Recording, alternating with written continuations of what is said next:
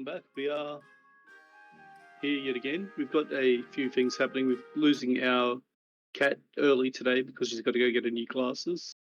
We have a Norwegian with a hangover, which is nothing unusual. For anyone that's watched any of our streams in the past. We used to be two Norwegians with hangovers. And we I was merciless about it. I still am. Does anyone want to give me a brief recap of last week for a bardic inspiration? Same question I ask every week, guys. No. I'll give everyone the chance to decline before you shut in at Varis. I can vaguely remember some bits from towards the end, which was we were all gathered around the camp. I was shouting at, or Jadis was shouting at Tanya because foul language in Dwarven. Yep. Then there was Cuddle Pile. Yes. Do you want to go over what you can remember, and as normal, Varis or myself will fill it in? No, that's pretty much all I can remember. Okay. Lord, you don't want to try? There was a lot of tidbits happening. There was. So for me, I think the thing that sticks the most out is the end. Yeah, Galduhr. Underpants up the flagpole. Yeah, well, that was That was a little while ago. I think that was the session before. Him retrieving them, I think, was last session. There was the organisation of the Shadow Council thing. Yeah. I think that was one of the major points is that Galduhr, Colwyn, and Tanya ran around organising the Shadow Conference, meeting with representatives of the various organisations. Yes. Yeah. That was my major part for them last week. Their focus. Mm-hmm. I was able to sell the corrupt registrar of the race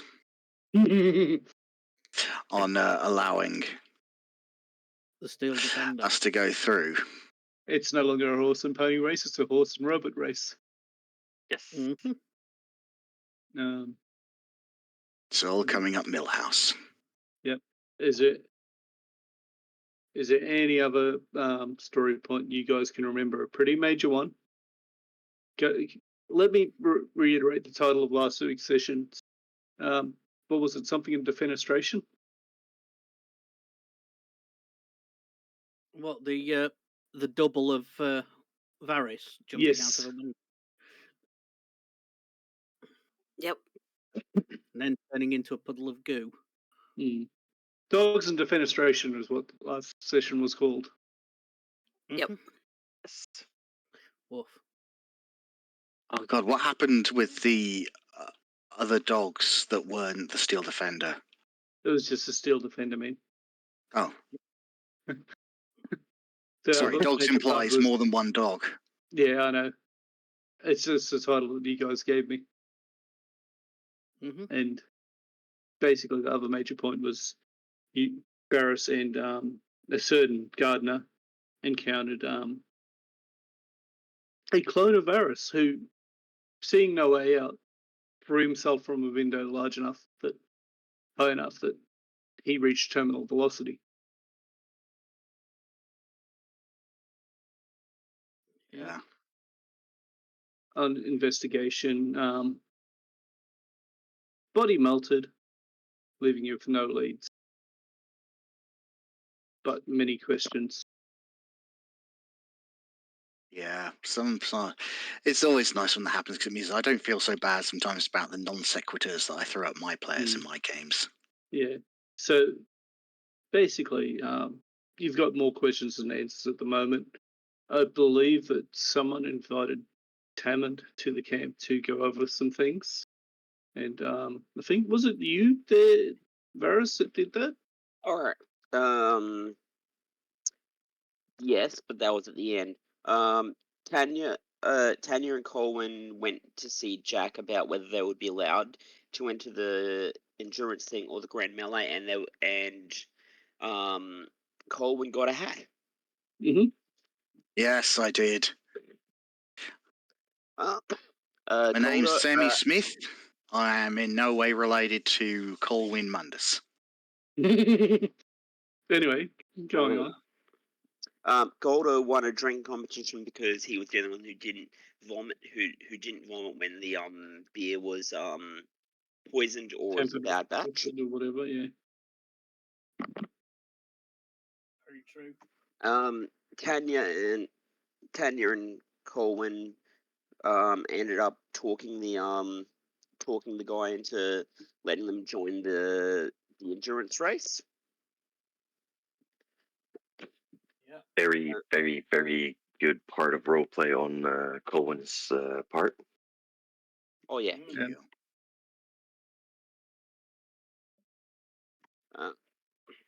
Golder was also there, but he also went outside to talk about the Shadow Wolver with Kitty and Jack.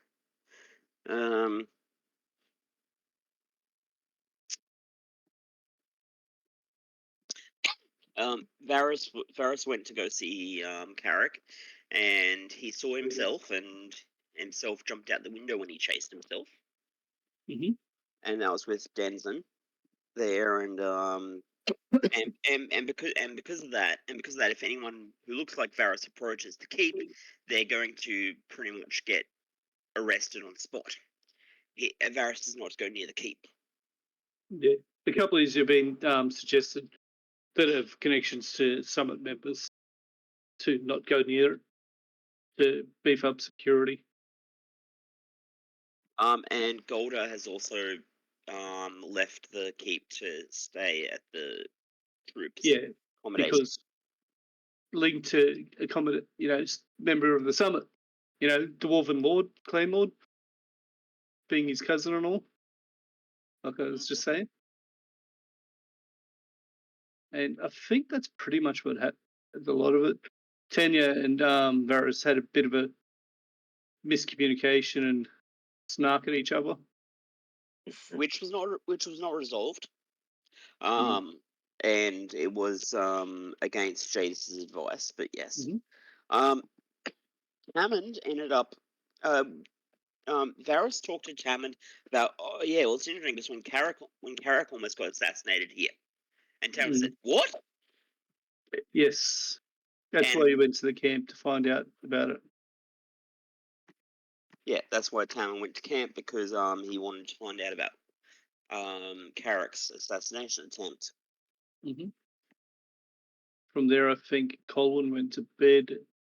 Golda dragged Varys off to the pub, and Tanya was tinkering, and Venny went to bed as well. I remember this. I remember the tinkering scene at the end because Tanya was like, "Ouch! Hit myself with a hammer. Do you want to help? No. Ouch!" And then Varys healed her from a distance, and then ouch. And I believe Jada said, "If you keep swearing, I'm going to wash your mouth out with soap and water." Anyway, we're getting bogged down into minutiae, so let's keep going. Basically, as you were sitting at dinner, you would have seen the fireworks go off. Colours of red, green, blue, lighting up the sky as you finish your meal. As Colwyn, you go to bed before it starts, I believe. Tanya's in a room, he's got in a tent. Ting, ting, ting. Jadis goes to bed before it starts. Galduhr and Varis, you're the only ones that see it as you're walking down through the darkening gloom of the night to the pub.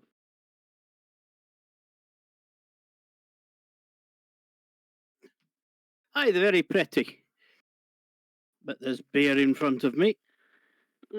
I still think I get this weird feeling that we're too late for something, and I just can't shake it. I don't know. Well, let's go to the pub and have some thinking juice. Wait for this whole thing to blow over. We are at the pub. How many have you had? That was fast. That was very fast. We had to. You're on the way to the pub. So you get to the pub. Quite not many people left there. it's getting on in the evening. Bartender gives you a desultory greeting, fetches you an ale or two. Excellent. Just small talk. Yep, and Varys just keeps saying, this damn feeling in my head that I'm too late for something. I don't know. Don't worry your head. You know, we've got beer. We're comfortable. There's a nice fireworks show going off. You know, life's not so bad. And nobody appears to be projectile vomiting this time. Does either of you remember why you were intending to come to the pub in the first place? I can give you a tip on a D20 roll if you want. Varys somewhat knows about it, but it was very vague for you. yeah, I'm going to go. He had emotional stuff, so he kind of went. Yeah. Well done. You were the driving force behind getting here due to a very good reason. Do you remember it? No, I don't. Sorry. It's been a week. Do you want me to give you a reminder? Yeah, I'll have to D20 it, won't I? Yeah. It's been a big day for you. Bugger. 3. You vaguely recall that there was a meeting that was meant to happen here, whether you were meeting someone or you were going to interrupt a meeting. You know, now you mention it, wasn't there something like about a meeting? Can you remember what it was? I've had quite a lot of ale today. Roll to see if I can overcome my emotional issues to remember. Disadvantage. No, you're right. Just roll it normally. It's just a high DC. Hang on. Oleg. We were supposed to come here this afternoon, and he starts, and then he just like leans down into your ear. We were supposed to come here this afternoon because the Shadowed Hand was supposed to be meeting here. That's what it was. What's your AC there first? He is talking quietly at this point. Yeah, but what's your AC?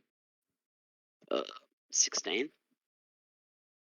You're what? As he's saying this, Galduhr, you hear a as a crossbow bolt smashes into Varys' chest and knocks him from his feet.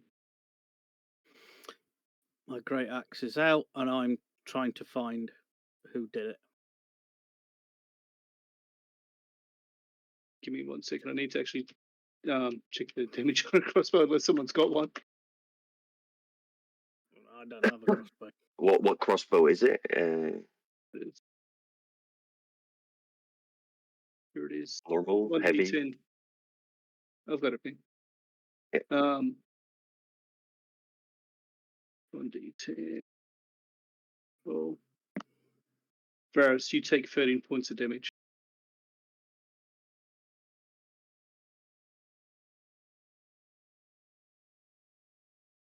Galduhr, what's your armor class? 17. You hear the buzz of a crossbow bolt going past your head, smash into the bar behind you.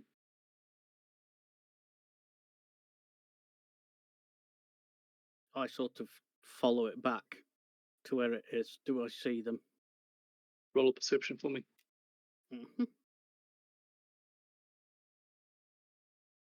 13. Nothing but shadows and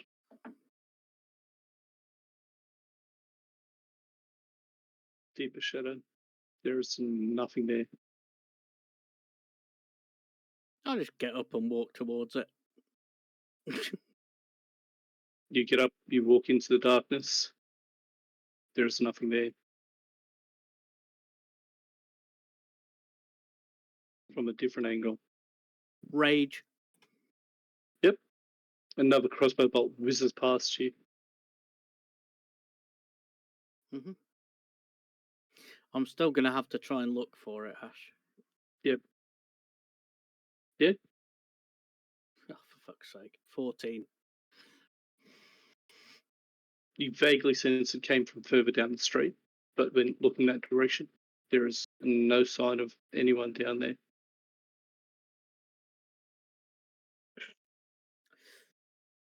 I keep going.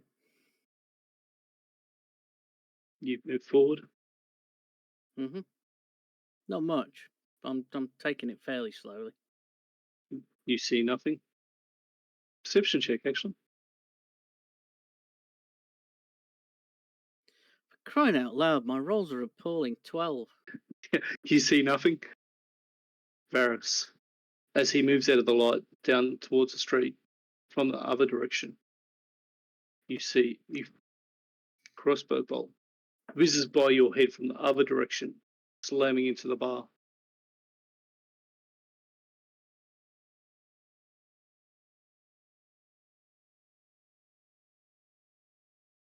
At this point, you see the bartender with the crossbow bolt in his shoulder from having missed you. And what patrons are there started shouting, "Murder! Murder! Something!" And there's a huge outcry. And in the distance, Galduhr, you hear running boots and men in armor. Mm-hmm. All right. Let me just Towards check this. something. Varis has an idea. Mm-hmm. Surprised we couldn't see anything because of the fireworks. Ruins your night vision Great. as well. Can I look again then? Yeah, go for it.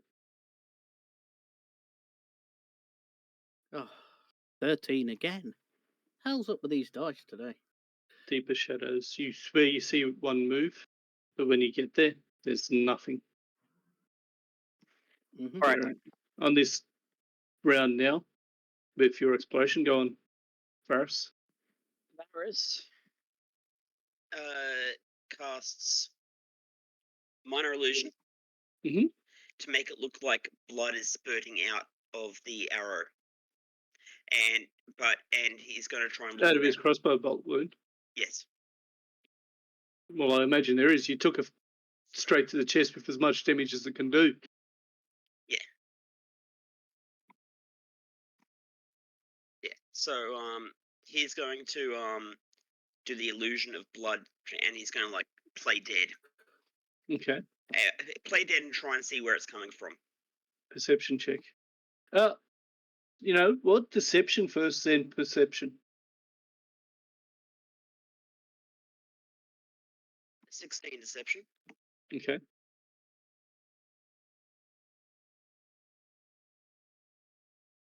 Good to know. And he can't see anything from the floor. So the advantage prone self. You see a crossbow bolt go flying over you and hit the chair just above where you are. Galduhr. From the direction you're looking in, there is nothing. You see torches moving and guards coming up. Right. I go back towards the bar. Mm-hmm. On Yes, roboting out, man. I'm back towards the bar to check on. Go back to the bar to check on Varis, I think is what you're saying. Yeah. You're still roboting. Gotcha. Yeah. Okay, so minor illusion. Roll a perception check for me. Roll a perception check for me, Galduhr. Is that any better? It's better. Yes. Oh, for God's sake. 9. Holy fuck, Varis is dead. Blood spurting from his crossbow bolt wound. Yeah. Okay. I'm looking round to see if I can see anything at all at this point. Mm-hmm.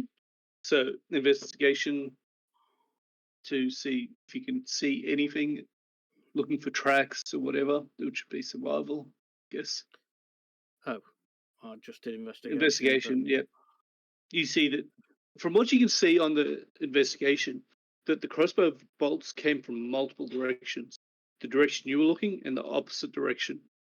Whoever did this had it planned. Either that or they saw you there and laid an ambush. Whether you were followed or they came in after you did and saw you in the light of the tavern from the shadows. Right. Guards arrive. Here now, what's going on? Somebody's Seems shooting to- crossbow bolts at me and Varis here. Well, that's not good. You're telling us. He bends down to your friend and goes, "Oh shit! Looks like he didn't make it."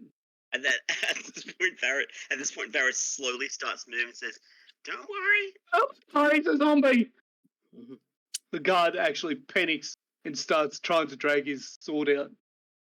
It was an illusion. I had to try and throw whoever it was off. Okay? It was an illusion. Takes a Don't breath. worry yourself, lad. He still does kinda this all the hurt, time. Heal yourself up, will you? Varys, as far as that goes, Varys says, I better go to a priest to get this arrow out before I get healed, though. Or actually, he should know how to do it. He was a field medic. Mm-hmm. So Varys pulls Roll out medicine. medicine. Since you've decided it's still stuck in you, you're not sort of just dragging it out or pushing it out if you're healing, whatever. Is the arrowhead barbed? No. Doesn't matter. He got it out with that. 17. Yeah. You get. It's in deep, man. You try to grab it. You get Galduhr in, and he puts a hand on your shoulder, one hand on the thing, and just wrenches it out. There is a small spray of blood as he does, but it's out. It was in deep. If Right. not for your fancy armor, probably be dead. Heal yourself up then, laddie.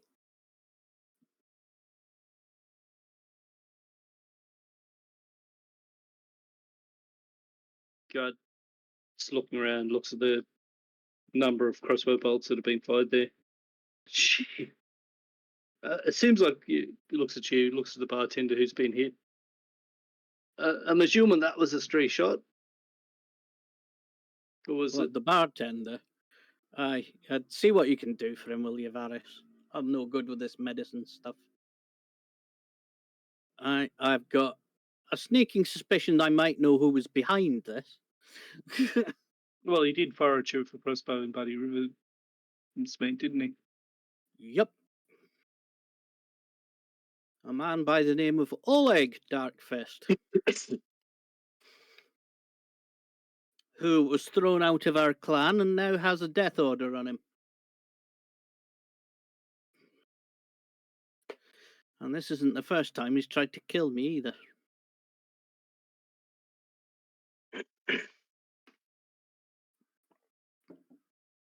And I go out to the front of the pub and just go, "Hey, Oleg, you missed."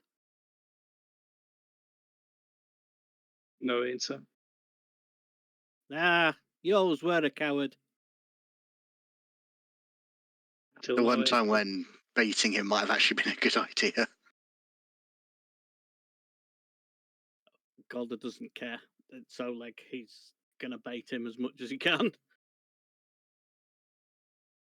About time you came down and faced the bosun, lad.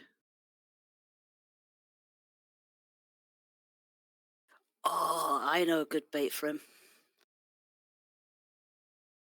Look Go on. forward to hearing it. You guys have kicked him out of the clan. He has no clan name.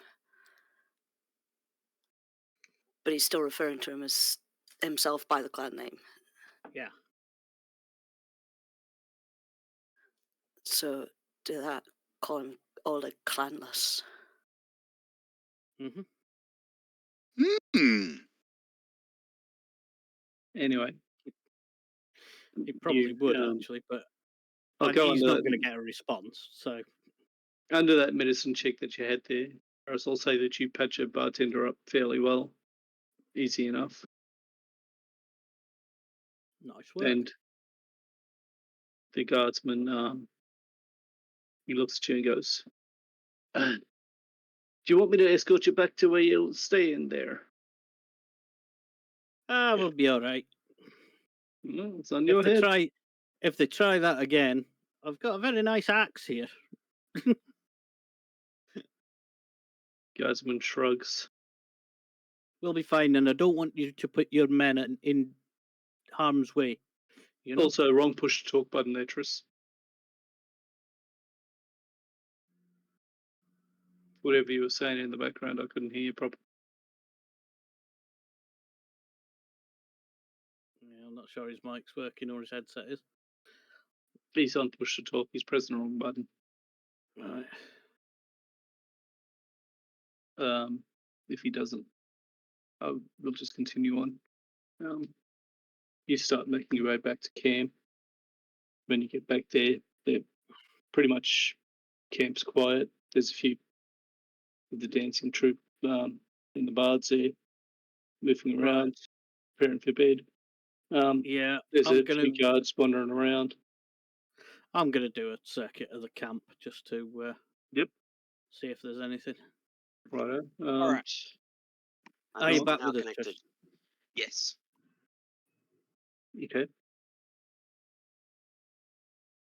So, what exactly are you looking for? Are you just trying to see if there's anyone out there? If there's any? Yeah, it's just a general Okay. circuit, general So, sort of guard duty. So let's do a perception. Yeah. There's so much perception rolls, guys. If you don't take, for anyone that's watching fun. it hasn't played D&D, can I go home now? you can go home now. So you go back Fucking to your tent. loud. Hey, it's fine. There's no one out there. It's safe as houses. Yeah, screw it. Bed. Varis is going to say, please make sure this incident is filed with Investigator Hammond. Yeah, will do. Is that to the guards before you wander off back to the camp? Yes, I was going to say that when my push talk kind of died. Yep. So he looks at you and goes, I'll see if he's in the keep somewhere. I know where he's staying. Right. I'll catch him in the morning. Fantastic. And of course, we then wander back. I do a circuit. So you do your circuit, you head to bed. Is there anything anyone else wants to do before they hit the hay? As far as I know, everyone else has already gone to bed. Correct. Varis is going to try and surreptitiously send Millie up to follow him back, just in case. Follow who back? Him back. Oh, right. See if Millie can see anything from a different perspective. Oh, right. So you guys are walking back. You go into your tent. Galduhr does his thing, and so Millie's doing a sort of hidden circuit above while he does that. Is that During correct? the walk back, anyway, yeah. Right. Has Millie got dark vision? I think Millie does because I do. Hang on. Look at the stats and go what it says there, not what you've got.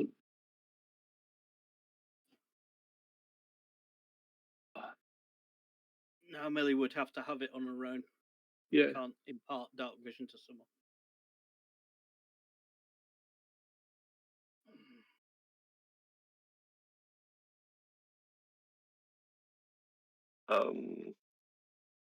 Okay, unless she's an owl. Probably not. As far as that goes, Millie has 60-foot dark vision. There you go. That's what I wanted to know. So she's up 60 foot looking around. Is she or 30 foot? How high is she? About 50 foot above us, probably. So she's got a 50 foot down and about 10 foot to the side. at an angle. So roll your perception, but she's not looking all that far out into the dark because she's too high up. If that 22. the area around you is 10 foot in front of you is clear, 10 foot behind you is clear, even 15 foot. Extent of her range with her dark vision from the height she's at.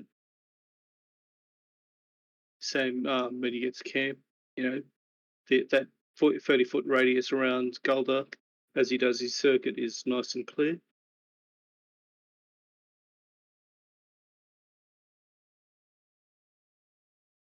And, everything looks secure. So if you go into bed from there, I assume, or? Yep. So you'll get a good night's sleep, you get your long rest, some better than others. And who's up first? What are we using as a baseline? You know what? Let's get everyone to roll a simple d20 in the, we'll go lowest numbers up first.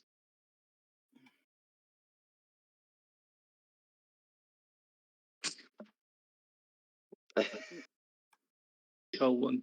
7 for me. Yeah, I get you're probably sleeping in. Oh, Yeah. That's fair enough. Anyhow, was where you'd probably still be sleeping in because comfortable. Colin,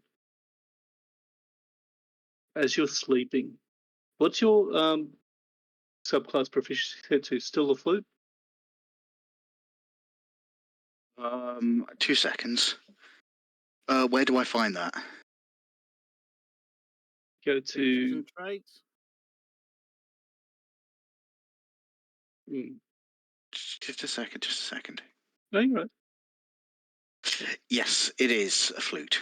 Your dreams are haunted. When your mother passed away, the last time you heard your father play the flute was at her funeral. It was the most haunting and beautiful tune you've ever heard. Nothing you've heard since has compared to it, and it haunts your dreams this night. And you wake up sweating, and you almost hear your father's voice say, "If you place your fingers just so, lad." And then you snap awake, and it's almost like you can feel him there with you.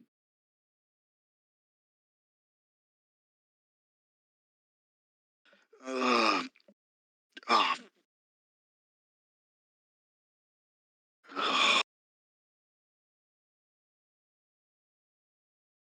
I need a drink. Well, he goes to wash basin, fills it with water, and just head in.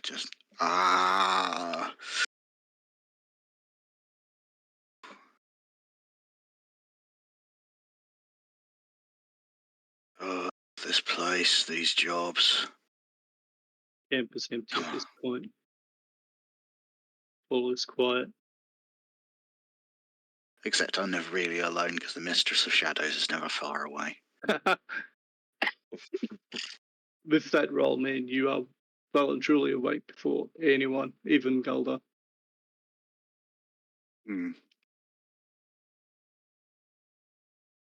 I know what I'm going to do. He's going to find a quiet, shaded spot out of view where the sort of first long shadows of the day are being drawn by the dawn's early light. Place his hand to them.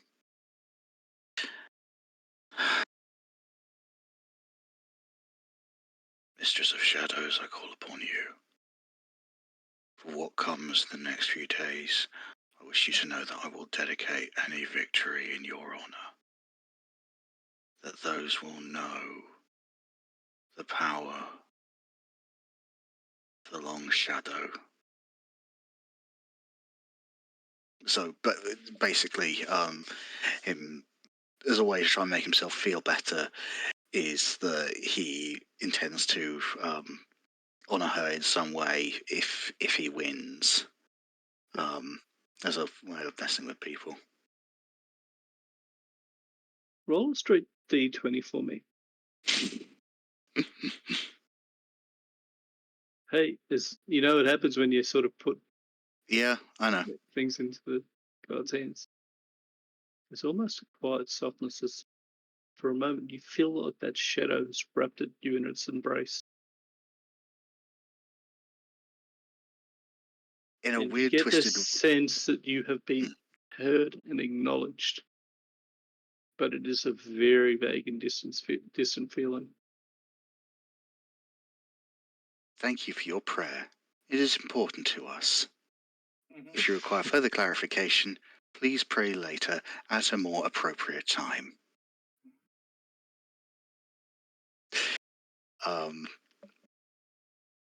Yeah, it's just like, okay, message received.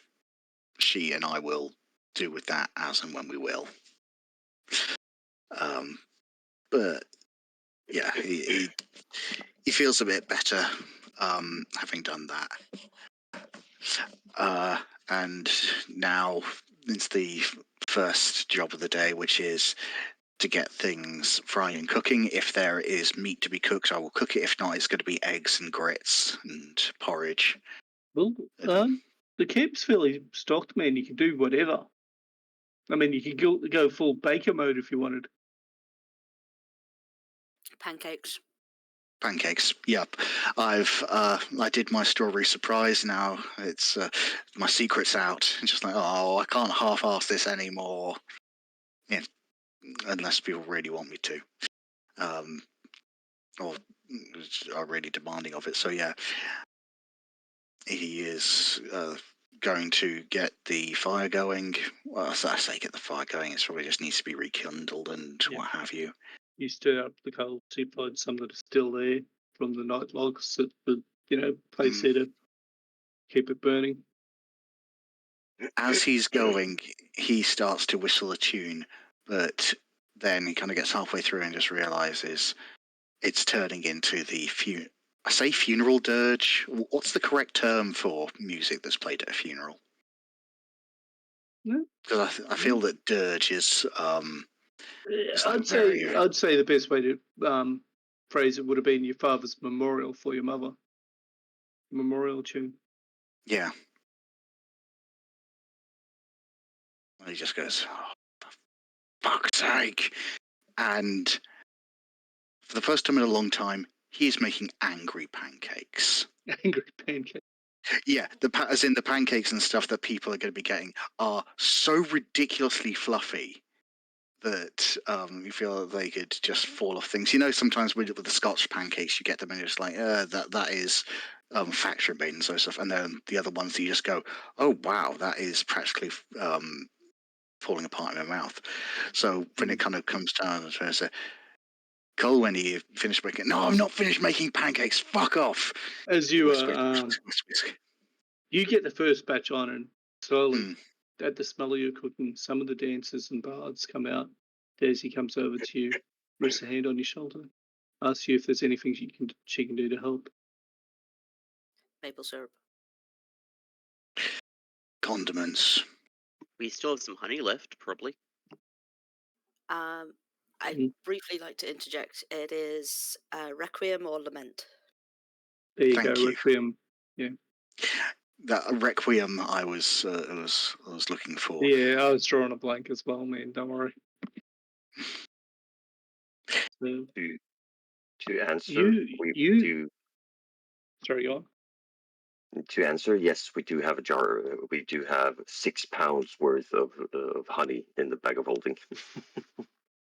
If she can get access to it. Can I just say, how many weeks has it been since you've got that, without it being chilled or anything else? Just if it's sealed, you're fine. No. Just to answer, honey is very. It can last a very long time. Gotcha. Yep. Yes. No, it does. No, you're correct. Providing that it's moderately temperate or whatever, but yeah, it's generally pretty good. I mean, it's in a sort of pocket dimension at the moment. So yeah, Daisy goes and starts looking through the cart supplies, comes back with various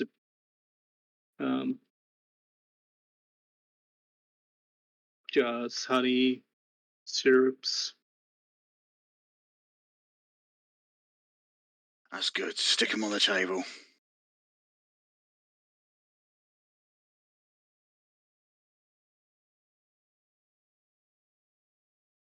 He's kind of chewing on his lip and then goes, "Don't suppose you've got a spare flute knocking around at the back, do you?" A flute. I thought your character had one. She looks around. I'll ask one of the bards if you'd like. And Please. she shuffles off and starts looking for one. Golda, you smell the scent of something absolutely delicious tickling your nose. You've all seen the cartoon of just the guy floating along. I'm with thinking his of nose Monterey bleeding. Jack. You know, he's just doing that basically, and he's still half asleep. He doesn't care. He sits down and just goes, "Well, now, Colwyn, it would appear that your culinary skills are becoming legend. Certainly in my book. Pancakes, Save it please." until you've eaten it. Oh, Been- if it tastes half as good as it smells, I'll be a very, very happy man. Can I interject? I've just had a brilliant Please. idea. Name for the group, since Colwyn is technically our leader. The Baker's Dozen. Ooh. I love it. And that's not just my ego being stroked. He kind the of has idea set of us- himself into the whole taking charge bit. Yes. And I I would especially say like the it. baker's half dozen or the half-baked dozen, but one of those.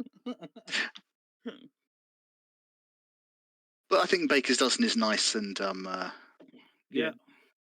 And Tris, wrong button, man. Wrong button still.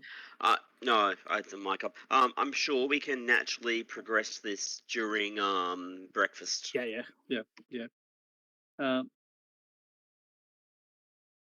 cool. Yeah. And Daisy comes back with a long wooden case. Looks at you, puts a hand on Golda's shoulder.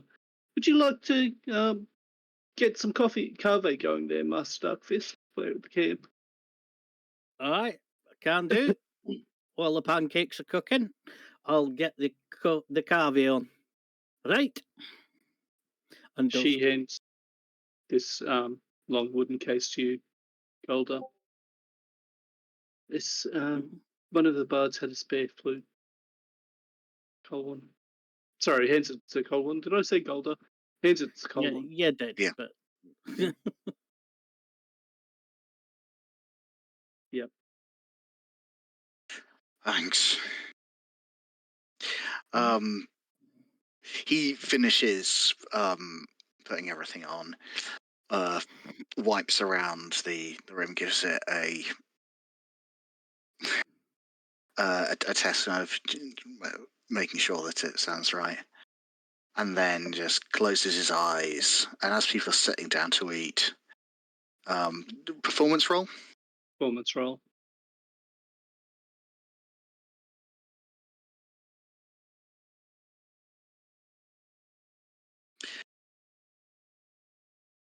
All of the if I just very quickly, Yep, just a few lines. He puts all of his sadness and frustration out into a piece that he hasn't played for God knows how long, and so that's the main kind of emphasis on it. But yeah, that's my 2 cents. Go ahead.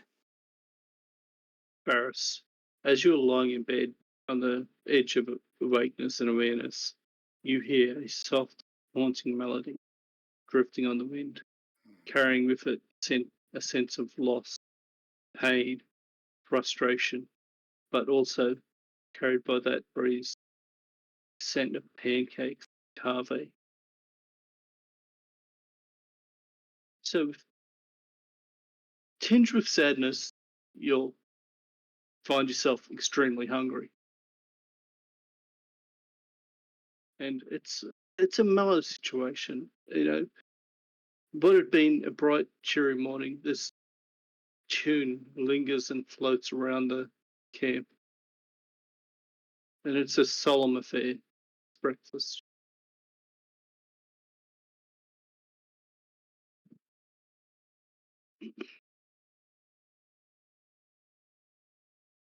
Tenya.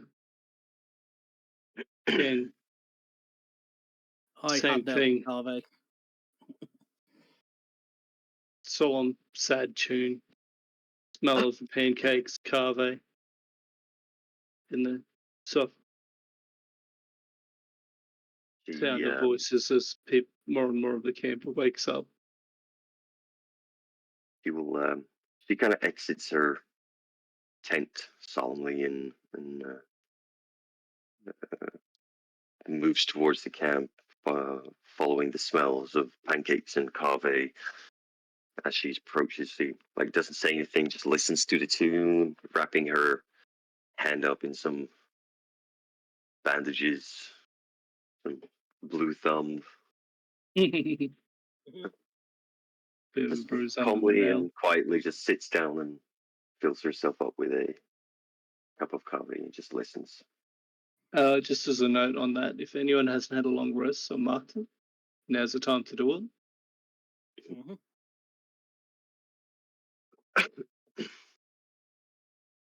Not long after Tenya comes out, you wake up as well. Like I said, Varis. I think I misstepped the order there briefly before I corrected. Varis is going to come out with a piece of paper. He's going to, we got this note last night, and he passes it. We got this note last night. If you can pass it around, please. Hang on, would you like me to just read it out, or just read it out, man? And it basically says last night me and Galduhr went to the pub, and we remembered that for some reason we're supposed to be there for some meeting with the Shattered Hand. It was an ambush. No, you got there before them and were sitting in the light while they were in the shadow, and they took advantage of the situation. Yeah. It's possible that that's his character thinks it was an ambush because he's got no. Yeah. Fair enough. I won't correct him. Yeah. And so it says, and so last night, last night me and Galduhr went to the pub and remembered that we were supposed to be there for a meeting with, to observe a meeting of the Shattered Hand. It was an ambush. It was an ambush. So we need to watch out. And the reason I'm writing this is because last time I said anything loud about it, I got shot in the chest with a crossbow bolt. Who are you showing this to? The entire camp? Just the party. Just the group, okay. Benny, I'll leave your waking time to your discretion. Well, it's sort of like kind of whenever it's finished. Should be finished by now. Don't forget to mark that roll that I said earlier. Everyone is up in the camp, save Benny, who's sleeping in. Which roll? Oh, I've marked that down already. Yep. Okay. Daisy, worried about you, is going to load up a small tray with pancakes and 2 cups of cave and come into your tent, poke your head in mid-massage.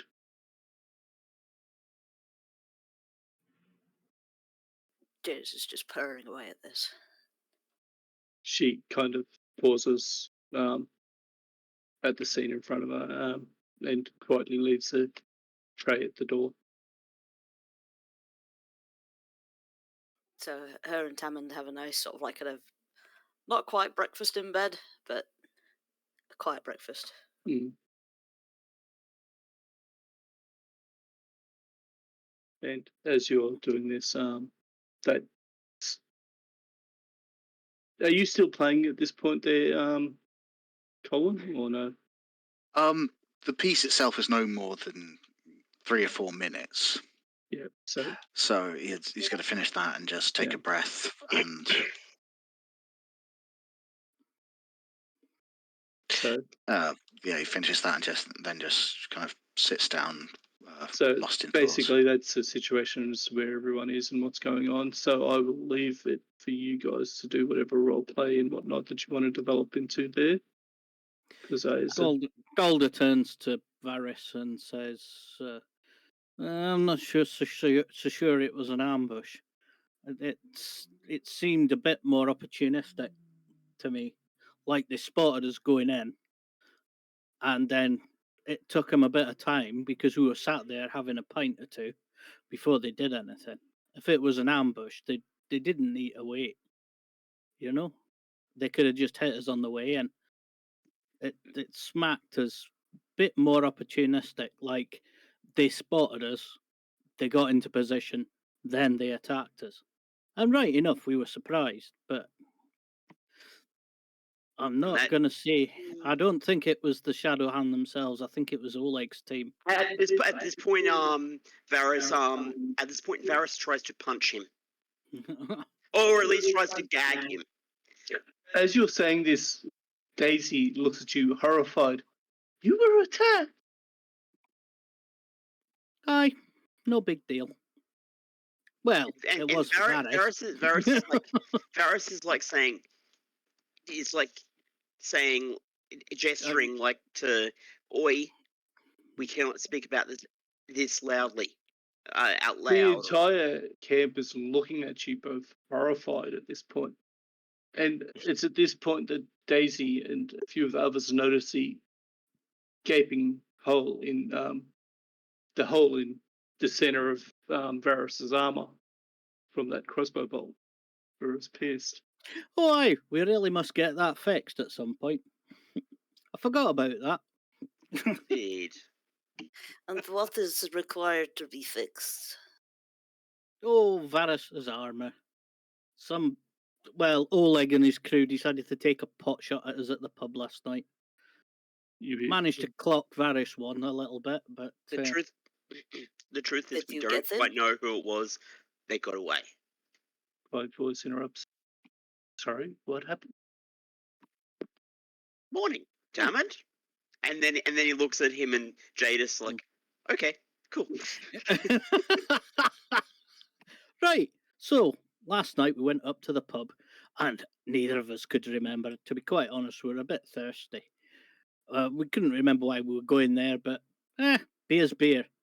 Anyway, we sat down, and then Varys had a bit of a brainwave, and I could vaguely remember something about a meeting, and he just went, I think it was because of that Shadow Hand meeting, and then a crossbow bolt appeared in his chest, which was a bit of a surprise. I stood up and tried to see where it was coming from, to no avail, sadly. I think I'd had a pint or two too many, and walked out into the pub to act as a target so that nothing else went towards Varys. Sadly, one of the crossbow bolts hit the poor barman at the back, but Varys patched him up well, and himself, obviously. This Tamon basically looks at you and basically face palms and goes, and no one thought to bring this to me at any point. Seeing as it was my job to investigate these sort of things. I asked the guard to let you know, personally. And also because I can't go to the keep at the moment, and also, yeah. I asked the guard to let you know. I didn't know where you were until you came out that tent, and yes, now you know. I believe the guard were going to tell you this morning anyway, so expect them to make a report. But I tried to pinpoint them, and I tried to go after them a bit, but they'd obviously disappeared off. like the You- cowards they are.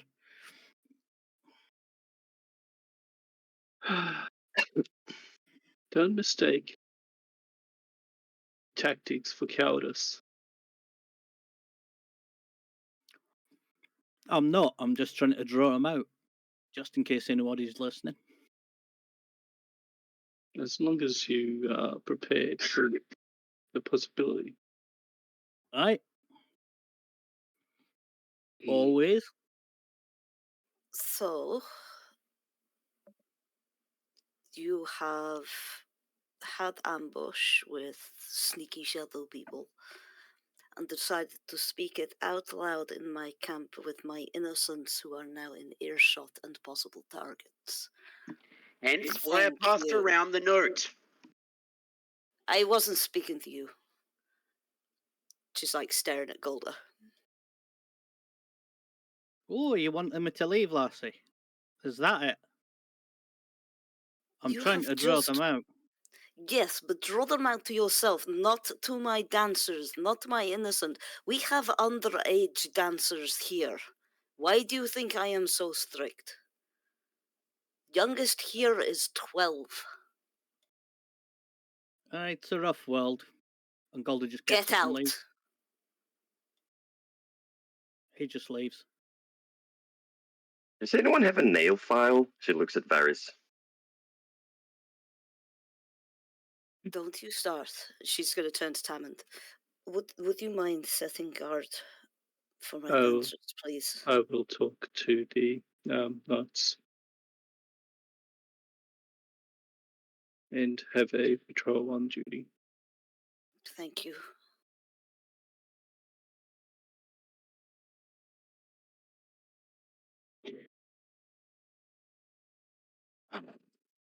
Should I go talk to him at some point? If he's clouded by rage, I get it, but we can't leave it like this. Well, he's Well- off by himself and vulnerable at the moment. If they're after him, in fact, If you Gold wouldn't is mind gone. if you wouldn't mind keeping an eye on our friend, there is something wrong. I have never known him to be so callous towards innocence. He is Right. not thinking ahead. No. Is Right. I'm on it. I'll trail him for a bit. I have a feeling I know where he's going. guys, we probably have other things to discuss. Millie can trail him. Worst case scenario, if you want. Millie is fine for trailing and whatnot, but will not be of much help if something were to happen. He has been ambushed once, and that was opportunity. Now, potentially deliberate. He will need help. I'll go. No, you can stay. Colin can go. Right, you are. He gets that pulse on his cloak, grabs his things. Be back as soon as possible. If not, I'll send word to camp. Thank you.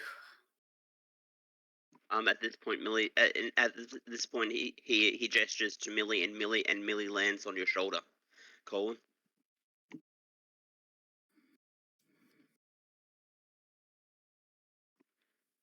Well, looks like it's just the two of us for a bit. what was gives your pets. what's your passive perception there, Colin, to actually know which direction you've been went in? Uh, I would say that you probably watched him storm off or wander Yeah. out or whatever. So well, You'd set if up nothing else, I indirectly. can just say, "Hey, did you see an angry dwarf come this way?" 'Cause I doubt first it'd person you be. ask can go, well, what other type of dwarf is there? Yeah, very funny. Cut to I the am chase.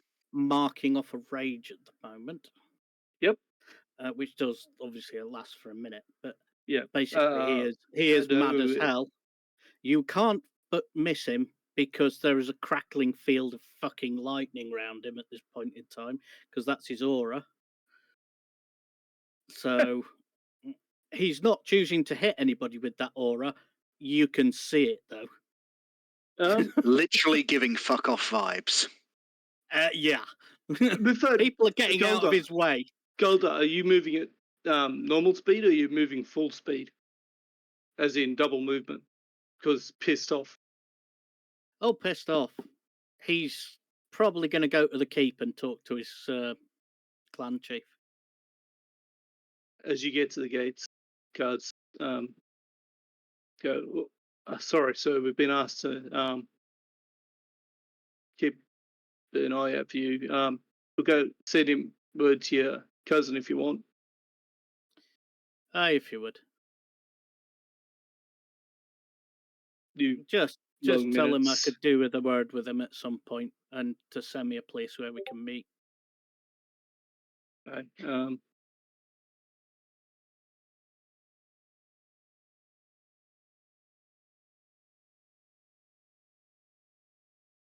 And then he just buggers off again. Marches off as you're coming out of the keep. Colwyn, are you trying to stay low profile or intercept? I'm gonna make my presence known, but I just sort of see how he responds to seeing me there, if he responds at all.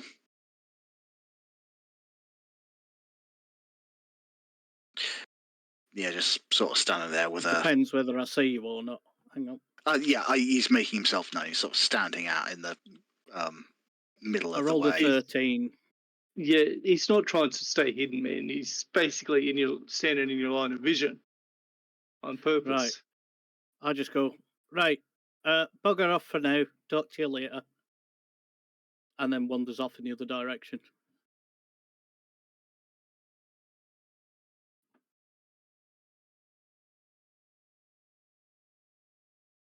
This evening at the tavern, he kind of calls after him.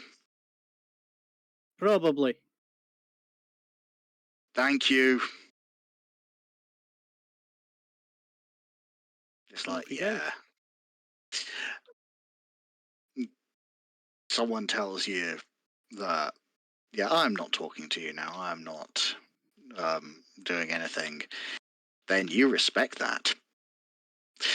Because until he's burnt off part of that rage and everything, you're not going to, or rather, it's going to be more difficult to bring him around. It's going to be more difficult to avoid his axe.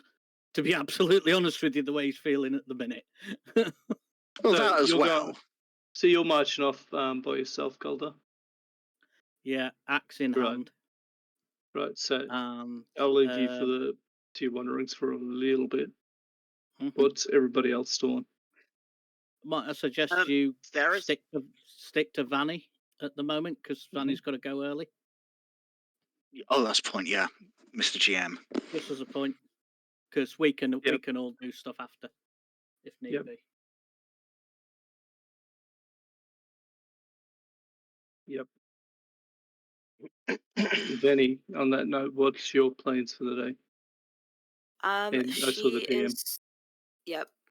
She is going to kind of sort out a bit more security around the camp. Mm-hmm. I mean, so Tammin gets one last cup of coffee, flags down a guard, has a quiet word of him. Not long after, you get a full squad of 8 men there carrying torches, additional lighting for around the camp to extend the light out. And they set up a small area off to the side with watches of 2, with shift durations of about 4 hours. The main the main hall tent is going to be converted to the to basically a group sleeping tent. Yep.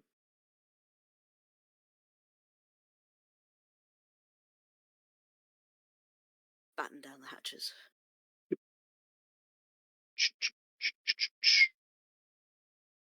Which will probably sort of take most of the day. Okay, so that's you and what you're doing. Tammin, once he's got the guard, sets off, takes off to investigate what's being brought to his attention with things. He's got various things like the body to do, so he can't stick around and babysit you all. So he takes off. Galduhr's on his he's rage walking still. I'd say that even though you've got that, the rage passes in that minute, man, you were still damned angry. From what I gather. Yeah. Tanya. Going down. She's just like sitting in the camp there, has seen everything transpire, and is like, yeah, I'm not going to get into that.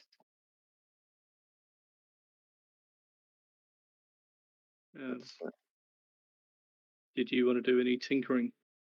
Yes, she will take her cup of coffee and like, yeah, I'm not getting into that, and move back to her tent. And so give me a tinkering roll. I think you've got the framework signed. You just needed to forge. Yes. So yeah, she'll go to her tent, pick up her stuff, and then move to see if she can find like a forge or something nearby. You've been to a forge. Okay. One nearby. I'd say that it's not too far away. You do remember where there was a really good forge, though, where you went the other day with the guys. I mean, it wouldn't be too hard for you to retrace your steps. If that's what you're looking for. So you're heading to a forge. Colin, you make your way back to camp. Varis, what are you doing? Varis wanted to try and have a bit of a meeting with whoever was left. Things happen, man. People were angry, and arguments were had. Life happens, man. All right. So Varis is going to say, so I guess, and Varis says, so I guess no one's going to enter into the grand melee today. As they all walk off. Life doesn't always keep to a schedule. Varis is going to approach Tanya, though.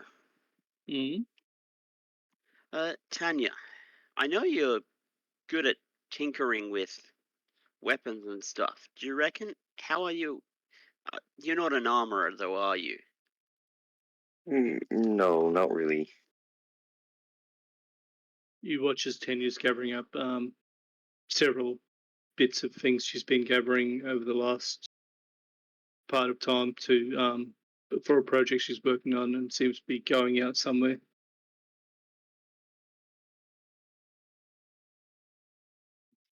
Did you need help with anything specific? Yes. I have a giant gaping hole in my armor after last night. And me leaving the camp is not really a 100% safe thing. Well, I am going to the forge if you wanted to accompany me. Yeah. At least if I'm going, at least if I got someone with me, it should be respectively safer. All right. Yeah. Just come along then. So as you're proceeding at the camp, Colvin, you're coming back from your attempt to placate or help Galduhr, and he's told you to bugger off. Look for Jadis. No worries. She is at the camp talking to mentioned 12-year-old little girl by the name of Nyla. Are we in danger there, mistress? Possibly, little one, but do not worry. We will keep you safe. You can see that Colin can see that she is visibly drooping, so her ears are sort of like kind of drooped down. Her tail isn't as animated as it normally is. Hmm. Depressed kitty is depressed and worried. We'll find a way through this or around it, don't you worry. I hope so. That man needs to die. This is not good for Golda. No, it's not good for any of us. Leave us a lot of this. It's a tricky proposition. He's still filled with rage. I'm going to catch up with him later at a tavern we went to this evening. Hopefully by then we'll find out one way or another. As for now, what do you need from me?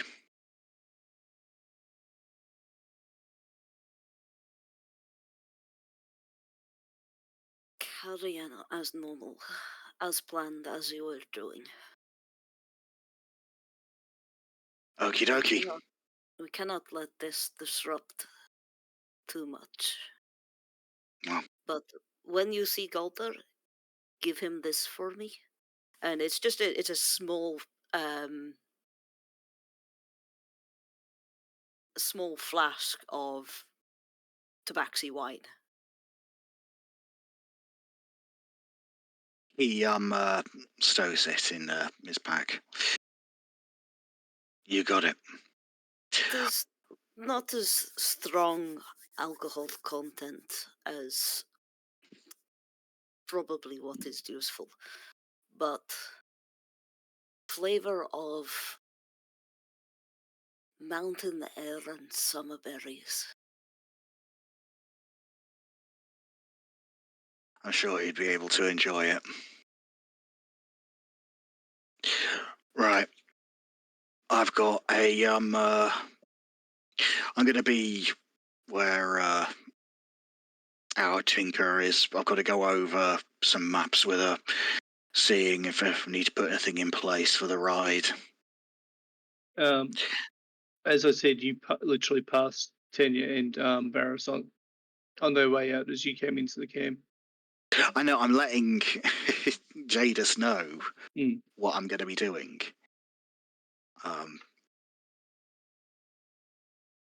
That is fine. I will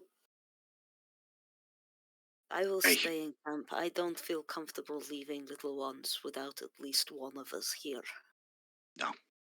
It's slightly awkward, but he stands on the box and says, "Come here a second." She shuffles over. And he gives her a big, reassuring hug. Got a lot on your shoulders. I will weather it. I am mountain. And I have friends. Well, don't be afraid to lean on them. I am. You are out there. I am here. Be safe. And you. And there's this kind of conflicted look in his eyes, as though there's a lot of things kind of going on for him now as well. But just before you go, Hmm? it only, I mean, I know it only lasts 10 minutes, but she's going to give you another hug, give a squeeze. A purr is going to reverberate straight through you, and for 10 minutes you get bardic inspiration. Hey, that could be useful, actually. So you finish up your conversation, your buddy hug, and You were trying to keep an eye on them as they left as much as possible, so you got an idea of what direction they headed in. Sorry, can I interrupt you? Mhm. Varis would have said, "Hey, Colin, just going to get my armor repaired on the way, Okay. on the way in." Yep. When they passed him. Sure. Quick thing on from that. Millie, is she still keeping an eye on our dwarf, or is she still perched on my shoulder? Because if she was still on my shoulder, I would kind of transfer her back to Varis. He would still be on your shoulder because she would have been out of range of commands. Yeah. While you were, I think it's 100 feet for us. No. I'm certain it's 100 feet. Oh, wait. Okay, give me a tick.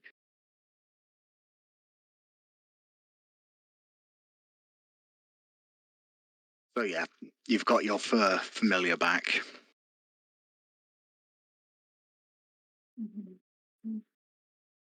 I'm pretty sure you can. It's called Voice of the Chain Master. As long as Millie is on the same plane as me, we can communicate. Okay. So it's not your typical. Okay.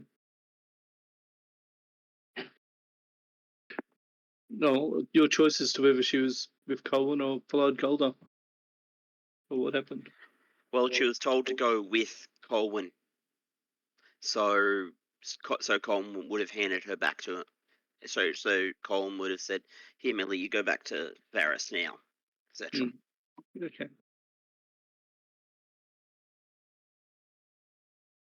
Noted.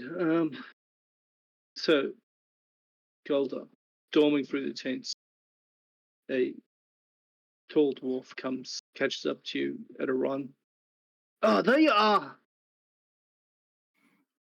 Your cousin sends word. He's got a tent set up on the outer outskirts of the thing, and he gives you location, Right. letter and number. Right, I think I'll go check it out. He said something about it. Something there. Are you okay there, son? He's an older dwarf, grey hair. You look like you could use a drink or a chat if you. Aye, well, I actually agreed that there was this year drinking competition, and I won it yesterday. I said I'd go back as a champion, since they had a bad batch of ale. Of course, doesn't affect the likes of us, but I suppose I ought to go back and honour honour it, really. He marches in step. He goes, I think you're talking about the one down at the Sands Respite, yeah? Aye. I won that on the first day. Damn, Good humans man. can't hold the bloody thing. I think that's generally midday to afternoon, depending on numbers. It's a bit early on for him to be throwing it back. I don't know why. You should start the day with a bloody mug of ale, in my opinion. Perhaps that's what's put me in such a bad mood. That and bloody Oleg. Right. He is a low growl as you mention Oleg's name. And he turns his head and spits on the ground. Aye. Well, him and his boys decided to take pot shots at us last night. Well, I'm heading over to the bloody tent to scout it out and get the cards set up. So I'm heading there now if you want to join me. Aye, go on then. So he starts off towards his tent. And you guys proceed that way. I'll leave you there because it's a bit of a hike. Tenya, Varis, you get to the blacksmith. What's your passive perception there, guys? 14. Varis. For passive perception, 13. Okay. Tenya. Mm-hmm. You see out of the corner of your eye as you're going. It's only briefly, occasionally. Actually, give me a tick. I can actually roll. Where is it?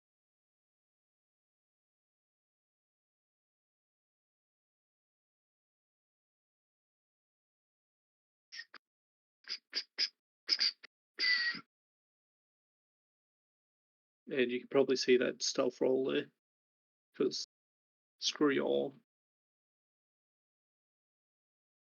What stealth roll? Nope.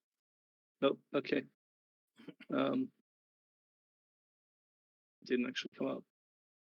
It's actually a disadvantage. Give me 1 second. Probably that.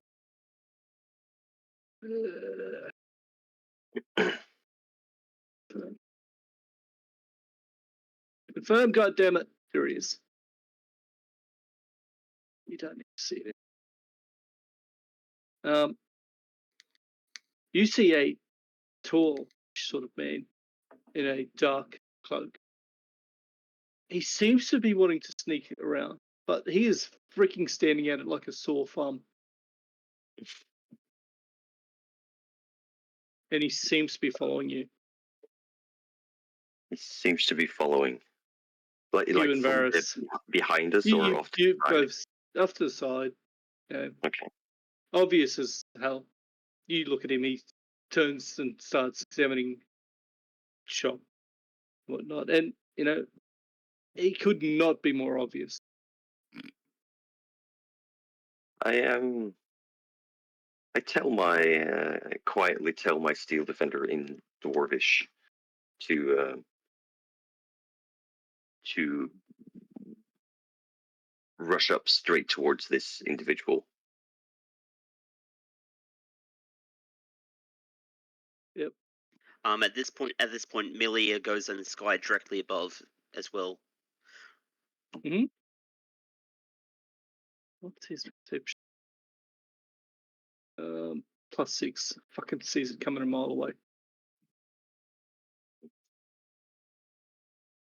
As your buddy, Steel Defender, charges him, got flash of light. He raises his hand, points his longsword at the creature, the doggo, and a bolt of pure white light flashes from it. What is your Steel Defender's defense? Steel defender has an AC of 15. See. Good. This should roll. I said roll, goddammit. Steel defender rolls over. No. This bolt of light flashes and hit past the Steel Defender to strike the ground. Unlimbers a shield and sword. Oh, he doesn't have a shield. Never mind. Don't think he has. Does he have a shield? Yes, he does. You have now entered bloody combat. Roll an initiative for me, actually, for a few rounds. See what happens here. See if you end up killing your backup character or not. 21. 15. Right, so initiative. Is this who I think it is? Yep. I just literally told you who it was. So, It certainly is, Oh, Dodge. yeah. so looking at that, he is going to go first. And Millie is again, 18, by the way. oh, yep, Millie is going to go. What's Millie's dexterity?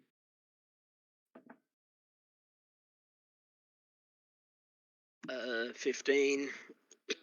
So Millie will go first.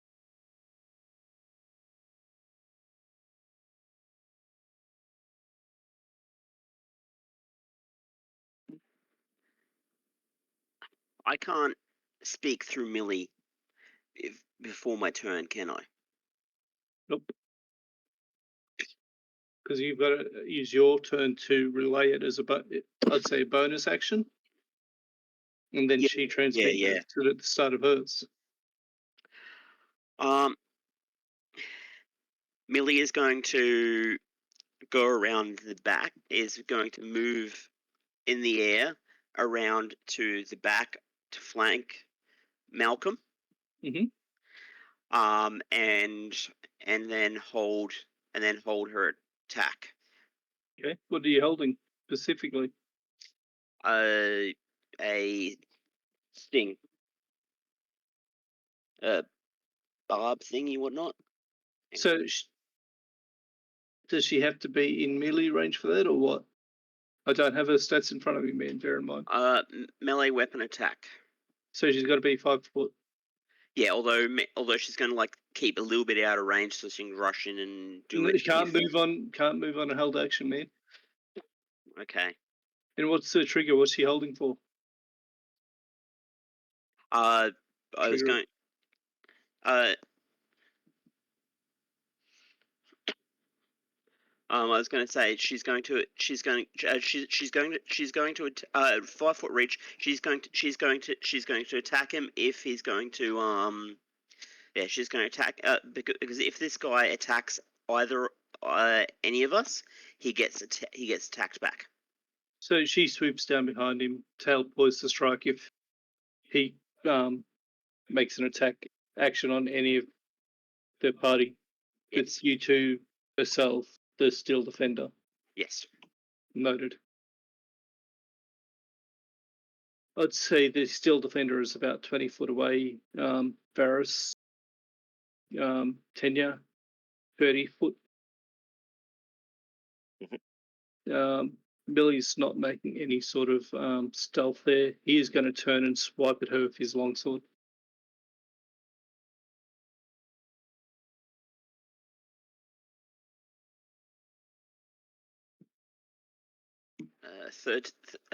AC 13.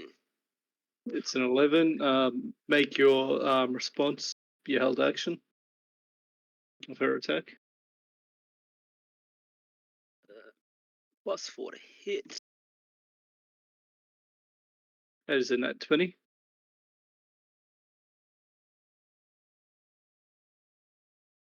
I believe, isn't it? Haven't rolled it yet, and All right. I know it's 11. 15. Yep. Okay, that will not hit. Ping! Bounces off his armor.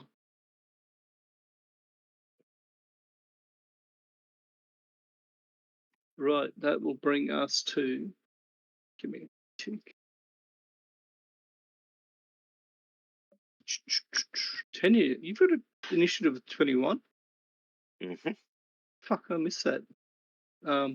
She should have gone first. We'll make up for that now. All right. I saw the 15, 16. I saw took both of Varis, and I thought it was one of those was yours. That's my mistake. That's fine. She will basically pull out, grab hold of her rifle and shoulder it.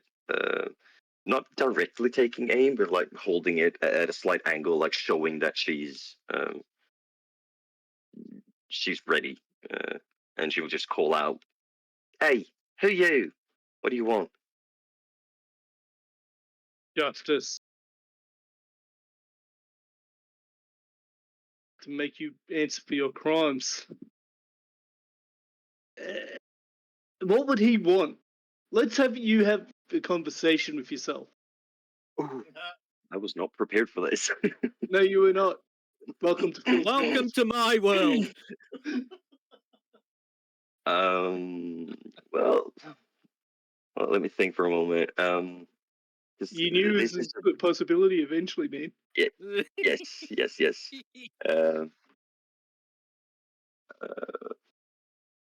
This is about the rifts in Honeyheath, isn't it? Mm-hmm.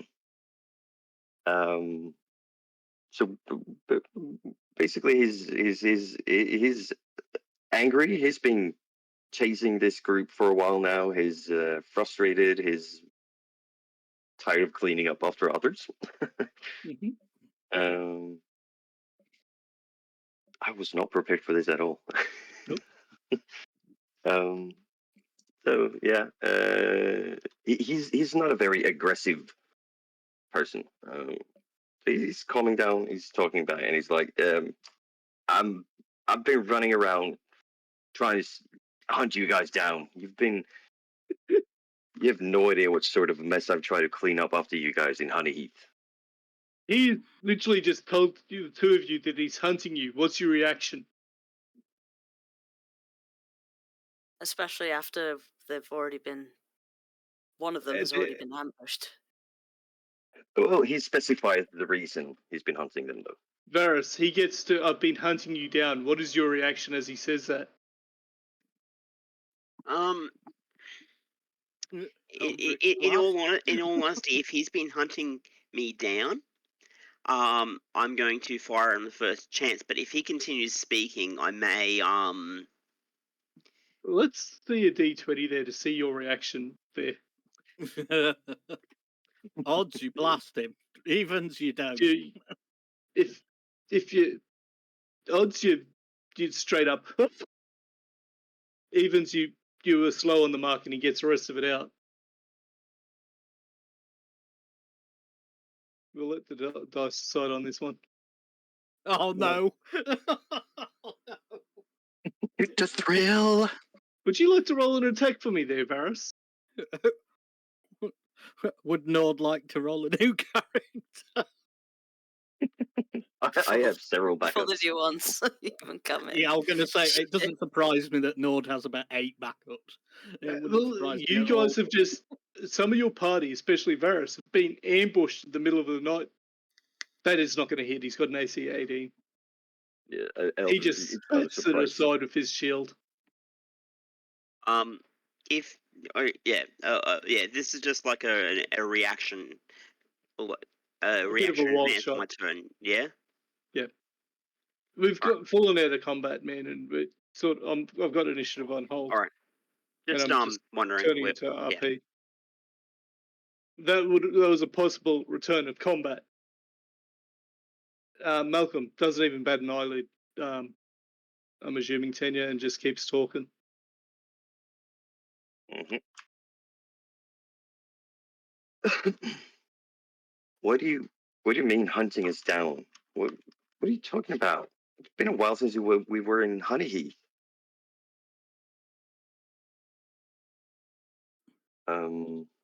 This is so hard. And Malcolm He'll bring up at this point. I'll take his out of RP. Yeah.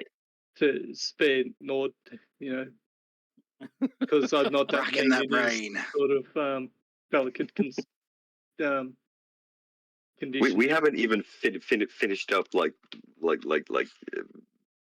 And he goes on to explain the instability in the rift after the death of the bear, and there is how he's had to put a patch on that rift, and goes on to talk of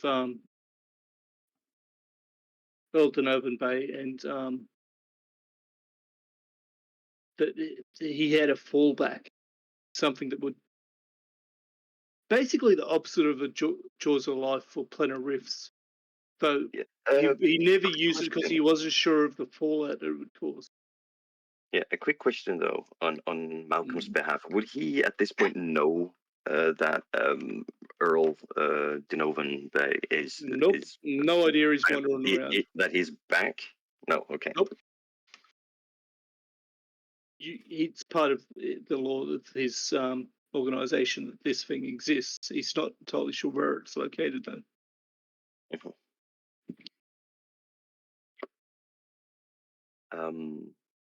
So Tanya kind of relates this back to him,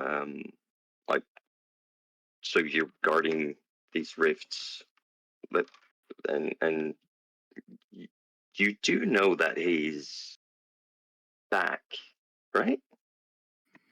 And at this point, Varis says, and it's interesting because he also has the what was it, arcane? I can never remember the arcane focus. Crystal Arcanum calls. Yeah, and he also has the core of your bear as well. Persuasion. Who? Either of you that's trying to convince this guy that he's bad. Oh! Yeah. I'm not even going to roll. Nope. He 26, but yeah.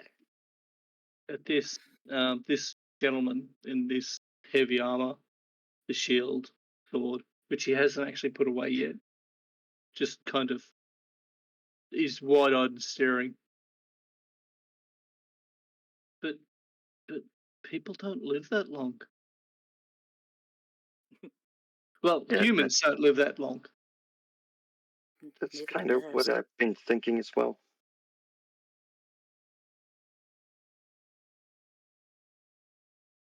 And you say you're member of an, what did you call it? And been tending and guarding these rifts, and you don't know? That No. seems. It's not like he wanders around, and it's something that he organised back in the day. Well, and so are you his ally? And she kind of like grips tighter on her rifle. At this point, he's kind of shrug and goes, he is uncertain. He doesn't actually know the man.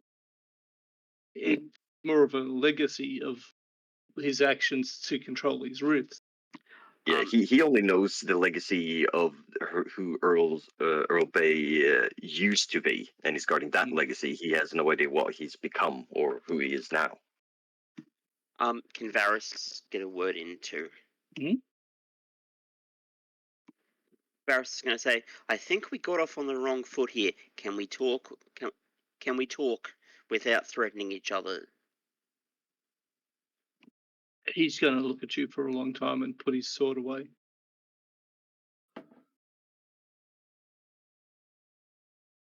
And you hear sound of running guards. Again, for the second time in space of probably 10 hours. Huh? Stick my toe! Oh, do not move it. Put your toe behind a chair and then move it. That hurts. Like Oh, lordy! Oh, yeah. Oh, We'll be right back. I think now is actually a good time for a break anyway. Yes. I'm Yeah. getting a coffee. Be right back. I'll roll the smoke. Tristan, take us out. Sorry about the. Yep. Oh. Before Asher starts swearing. Nope, I'm not swearing. Profusely. I am not fucking swearing. It's fine. Oh.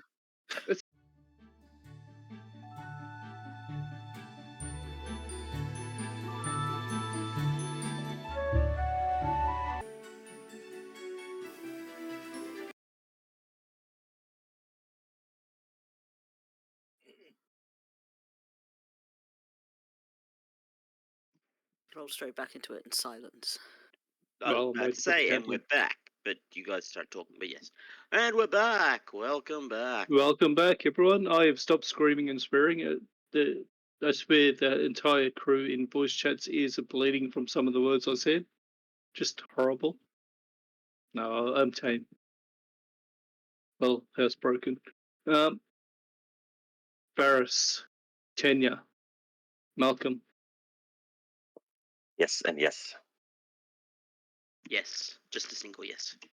You hear the pounding of heavily armored boot coming towards you. Malcolm's looking at you. He's surprised. He convinced him that Donovan Bay, the founder of his order, is walking around on the face of Ascedius still. He looks at you and goes, look, all I know is that that you've started a chain reaction with these rifts. That if this one failing, it will have an effect on the others. And I've done what I can to patch it up and keep it closed for the time being. But this is going to sound horrible, but you have created a chain reaction that if it's not dealt with, I don't know what could happen.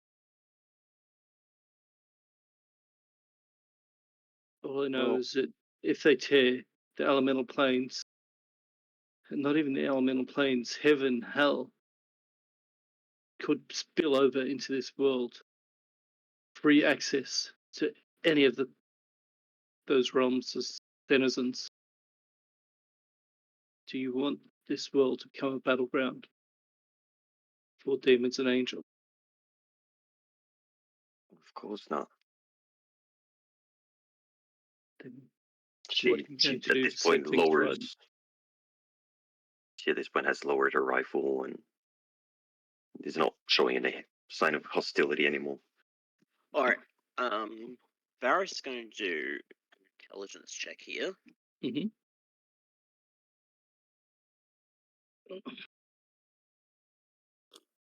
What are you checking for? Guards are just rushing in. Guards are just rushing in. Varis is probably. Varis is going to. If Varis succeeds, which I'm going to call it is a 10, 11 or above, he's going. Yep. He's going. He's going to say meet us in. He's going to say meeting point. You need to leave now. And end of that, because yeah.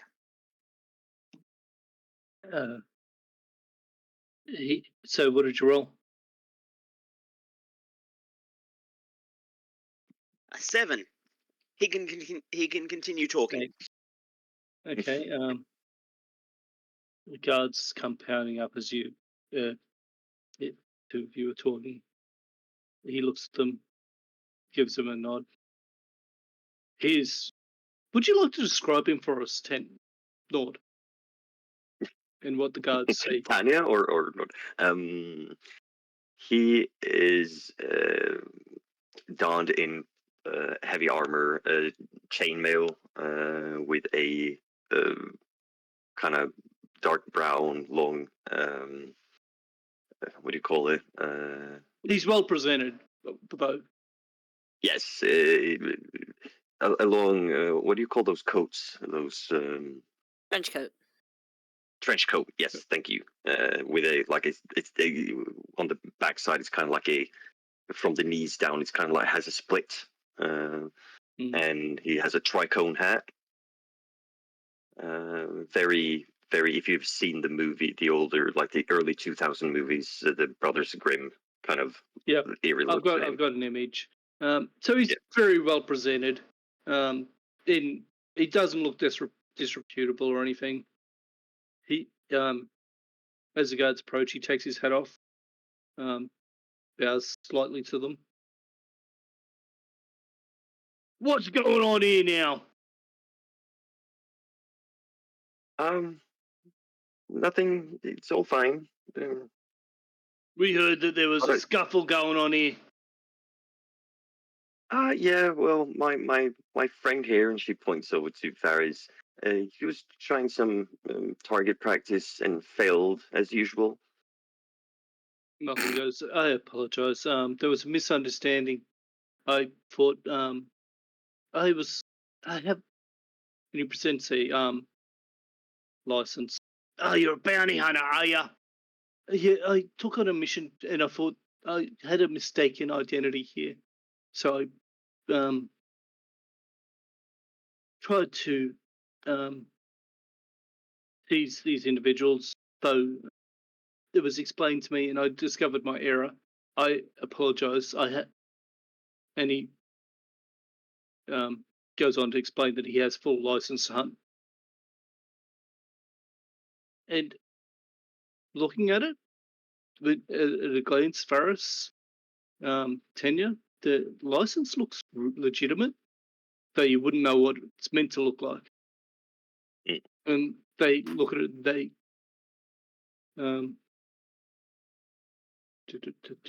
inspection. License to kill. Not even that. It's just he's got basically a phony bloody license that says that he's a bounty hunter. I suspect he has several licenses identifying him as several different individuals.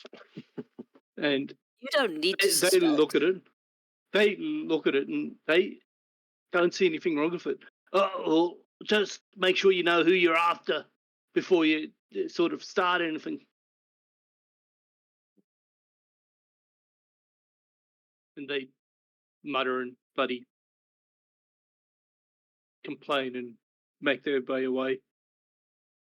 And it's just waving at them. Thanks for your help. Bloody hell. Soul's grace with you. And they bloody muttering and cursing, they wander off. Once they're out of earshot, Varis says, yeah. Varis is going to continue his speech where he said we need to put our weapons when I talk, and he's going to say, look, you obviously have the information we need, and you obviously have the information we need, and if we made a mess, I think we should clean it up. But he looks at you, goes, I would suggest meeting in your camp, but I don't want to piss the kitty off. She seems worried about her people. Oh, you know about all that, do you? He smiles.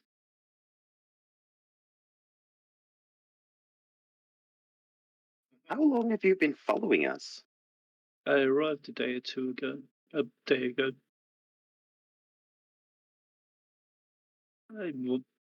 From what I can tell, I was not far from you, behind you when you left room with me. Though that's only because I think you got held up there for whatever you were doing there.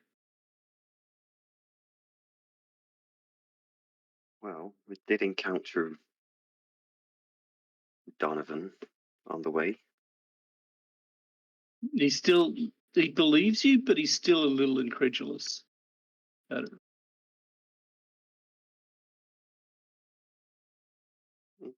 Did take up the cause we were talking about earlier as well.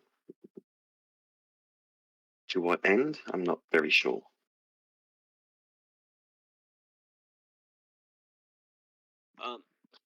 At this point, Varis says, I'm pretty sure we can vouch for you to enter the camp if you can provide us with the information. But although if you can please be aware, there have been multiple attempts on the lives of people in my family in the last ages, and we are on high alert. I saw the gentleman that was there organised more guards. Knights of Sol to provide security. He seemed very concerned with the safety of the lady and her companions, her troop. Anyway, I will meet you later today and we can discuss things. Just a quick question though, and she points to Varis and his pierced armor. Looks at it and lays his hand on it, and he's going to use mending. Well, Tiny could have done that. But Tenny didn't think of it. No. I'm assuming he has mending, and that's why you brought it up. No, that's not why she brought it up. She was more. Actually, I don't think I have mending prepared on him. Oh, well, no, he doesn't then. No. I stand corrected. What she was going to bring up was she looks him up and down, sees his crossbow, and is like, You're not the one who fired off that bolt at my friend here earlier today, were you? Raises an eyebrow. Looks at Or last night, was it? Looks at the wound and goes, I was done by a much heavier crossbow than what I've got. Oh, okay.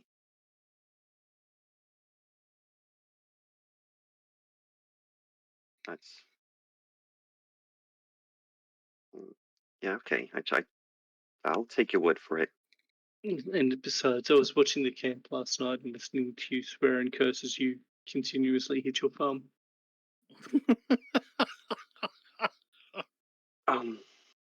Yeah. I'm not sure what you were saying, but it couldn't have been good. Yeah. Yeah, Just, it's got- just some tinkering issues. It's fine. Raise an eyebrow. Anyway, I will see you later today. and, And and, he's and, gonna- and at this point, Varys has one look at his bounty hunter's license and says, I'll make sure that you are allowed past the guards with this license as your identification." He looks at yours and kind of shrugs.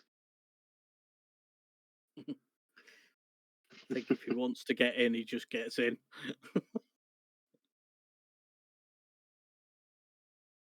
And he's going to go about whatever his business he's got there that day. Simple enough. I'll get back to you for a tinkering check in a second there, Nordo, and a Yep. mending. Galduhr, you make your way to the outskirts of this tent city, to this large tent. It's in a dwarven style. It's got the colours of your clan on it, heavily embroidered with runes on the edges of it.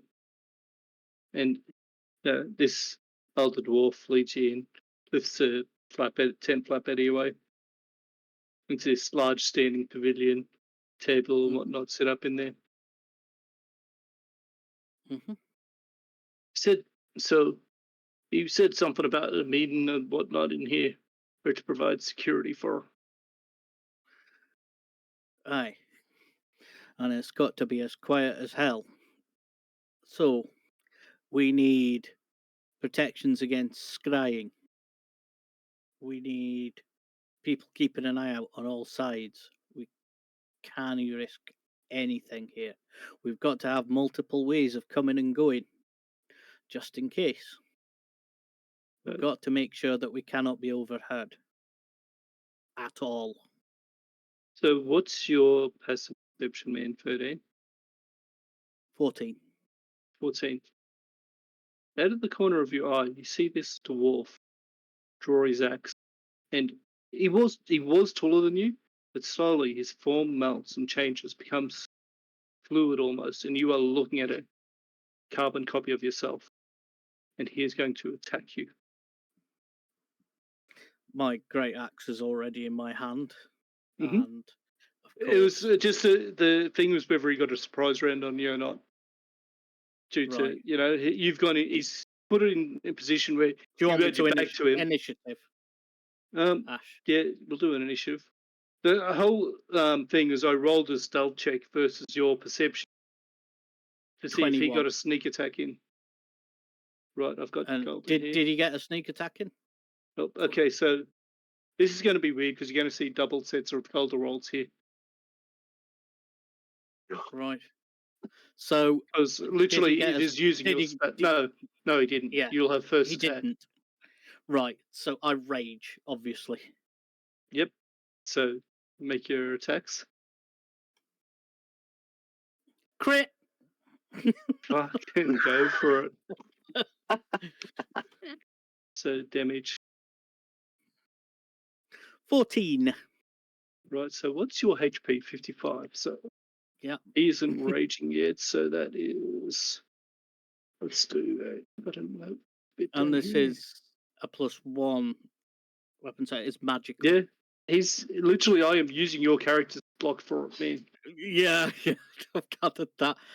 Can I do my second attack now? You can do your second attack. You got 2 attacks? Fucking A. Oh, it's only a 13, so no, that doesn't hit. Nope. So I should know. you need to do your lot. Sorry, go on. May Vinny. I was going to point out something. If this thing is shape shifting, he wouldn't be wearing the armor that He Gold is won't- wearing. He has armor, but his weapon won't be magical. Mhm.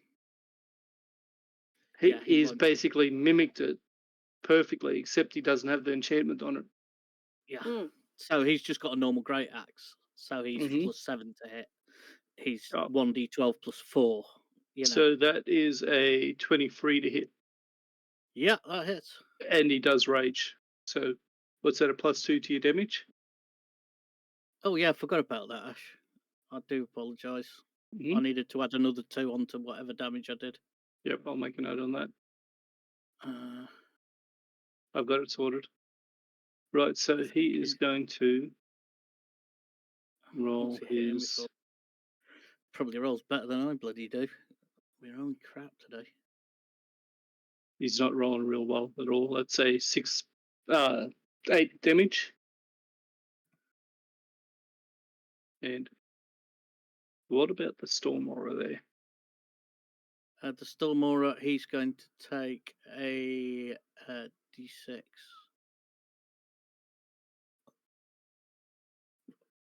That's 5. And you will take 4. And I take 4. Galduhr has beaten the crap out of himself, people. Hooah. Well, it was only a matter of time. Or beer. So second attack. That will be a nat 20. Ouch. He really is copying me. And that will be 2. So,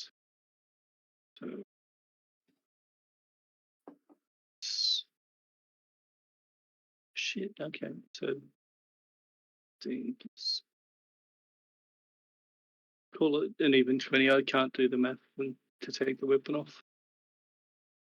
And I can't be bothered sort of doing it, so it's an even 20 damage to you. Right. Ouch.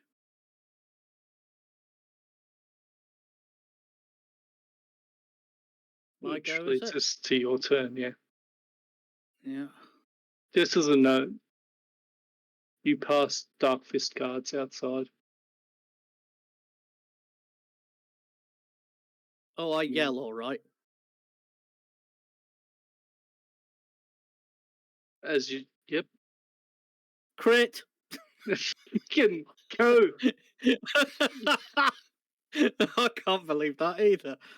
Oh, crap on me down. Oh, no, that's better. That'd be 18 damage. Yep. He's going to take. Hang on, I'll roll me d6. Thingy lightning You're right. damage now. Don't That's forget to only add 2. your rage damage as well on that 18. Yeah, So so that's that's another 20 4, that's- damage, and then there's Yep. two on the lightning damage.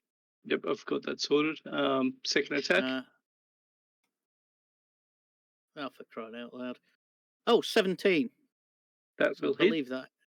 Just. That is exactly your AC. Yeah. 7 damage. He is looking ragged. His form seems to be melting slightly. It's like it's softer and sort of gaping rent that's in him. Where you'd expect blood and whatnot is just this ooze. Well, showing your true form, are ya?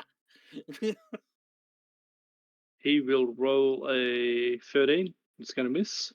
That is a miss, yes. I think the Stormer... Does the Stormer hit automatically, or do I need to hit you first? No. Soon as start rage as bonus action on each of your turns when activated, one creature of your choice in your aura takes lightning damage.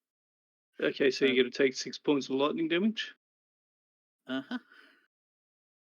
And he's going to make his second attack on you, which is not going to hit already, I can tell you that. It's a 17, is it? Oh, no. If it's a 17, it hits me. Yeah, that is, yeah, okay. Oh, no. I don't know what I forget did. your minus yeah. 1 from whatever I am. Wait up. Let me fix it. I did the wrong thing. That is a 19 to hit. That does hit. Yeah. And he does a whopping 5 points of damage. Still ouch. Do you have that damage? Yeah. Yes, he does, because he's raging. Oh, yeah, I probably should have been halving most of this. Yeah, damage. I haven't been, so don't worry about it, man. Just remember it from this round on. Yeah. So, having said that, you have him really badly on the ropes at this point. Is it my go again, Ash? It's your turn again. 25 to hit. Roll your damage. Didn't crit this time. It won't matter, I don't I'm think, at this point. disappointed. That's 10 damage. Roaring at the top of your lungs, the guards outside come into the tent to watch Galduhr lift his axe and cleave this other Galduhr completely in half, roaring in fury at the top of his lungs. They just kind of stop, staring, unsure what to do as they watch you kill yourself.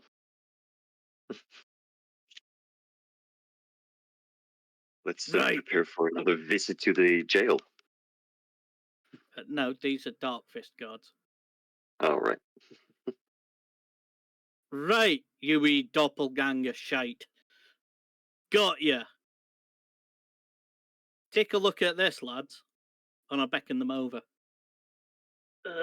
And they are really nervous looking at you, looking at him. And Hang on. let's do a And investigation here.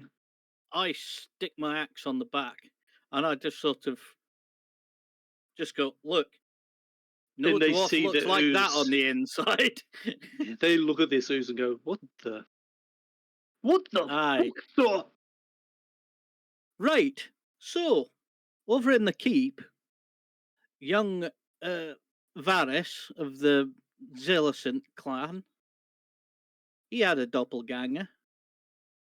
And apparently when they hit that thing, which jumped out of a window and it hit the floor, apparently it dissolved into ooze. And look at this. Roll a It's d20 for me. Because you have shifted it previously with your axe. 13. Seems to be stable for the moment. Right. And it But dissolved a bit over there, but this apparently is an arcane construct. We got any wizards here? Look around. There's a runecaster in the keep of the Lord. Aye. See if Gertrude Gibblespit's about as well, or one of the other high-ups of the mages. And get them here if you can. That's The a rest of round. you- Roll a d20. Hmm? There's about 6 seconds around. Roll a d20 to check for stability. 13. Still staying stable, but increasing in difficulty. Hey, Yeah, I'll one get of the that. guards sprints away. He's a good lad, that. Quick off the bloody mark, too. Right, lads. If anybody's got a wee nip, I'd suggest we just take it now. And he takes a draught of some dwarven ale, passes it to the old guy who was with him. You killed the old guy. The old guy was a fake that turned The into old the guy was doppelganger. fake. He was the You watched him right, shift yeah. into you and try to kill you so he could take your position. Got you. I see Pretend what to you be mean. you. Sorry, it was just Galduhr was raging and I got to hit things with my new great axe. He lured you there to sort of kill you and then sort of dispose of your body somehow and then walk out as you. Mm. So I offer it to some of the lads. And it is, proper dwarven ale. He doesn't put anything else into that. They look around and go, "Oh, we're on duty, sir. Outside that, we got the flask, the keg over there full of dwarven ale." Oh, Gives you a- excellent. Well, you've all deserved a pint later. I'll tell you that for nothing. Oh, thanks. Appreciate it, Lord. Master. They seem a bit confused as to what your actual rank is as cousin to the clan lord. Bosun will do. Storm's regret, lads. Nod gravely, impressed. Yeah, because it is a notable ship. Mm-hmm. I mean, these are bloody. Well, it's not quite the flagship because that belongs to the clan chief, but it's kind of the next one down, basically. Mm. I sort of imagined it as anyway. Yeah. Well, yeah, it would be the flagship, man, because your uncle doesn't go sailing that often. He's too busy managing Buddy the Keep and shit. Well, that's true, yeah. Your father is the captain, but he's also the clan's master of trade. Right, got you. That makes an awful lot of sense.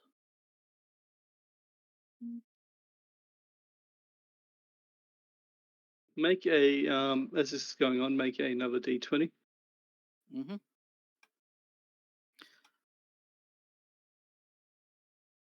Ah, crap. 4. The edges of the body, especially around where you've cleaved it in half, seem to be a bit goopy, a bit melted.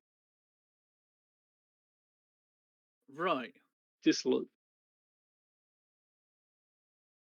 I am going to try something.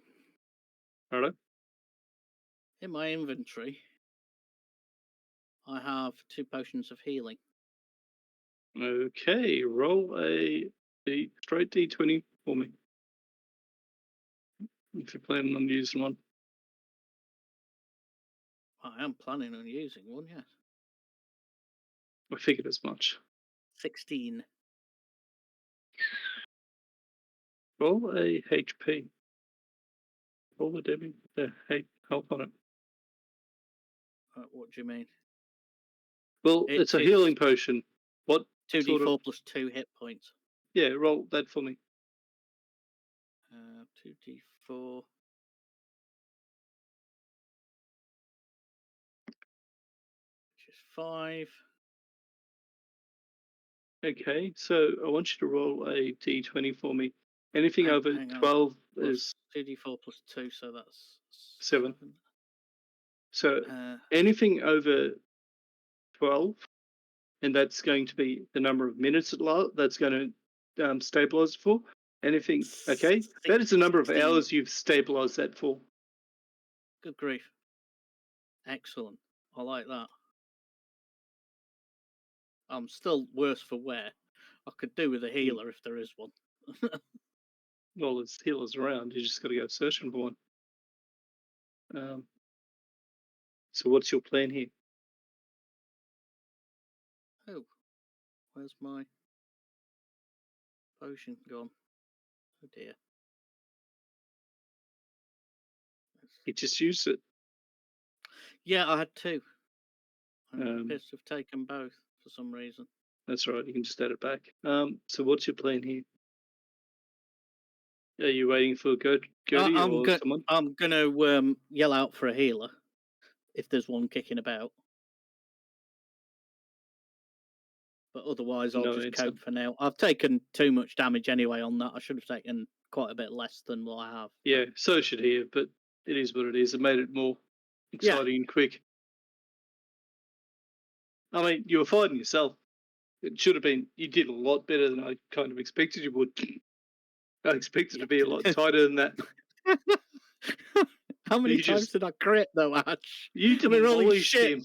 All shit rolls for the rest of the session and then 2 crits in a row. So we're going to leave you there. We're going to leave your character there while the lad runs off to find a mage of some sort. And we are going to return to Poland. Was it 16 hours or 15 minutes out of curiosity? What's that? 7 hours, man. But it's going to extend it for that. I reward creative thinking.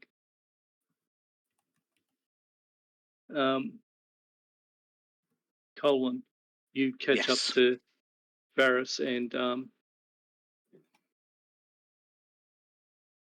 Tanya as they work their way towards the blacksmith. Deep in discussion.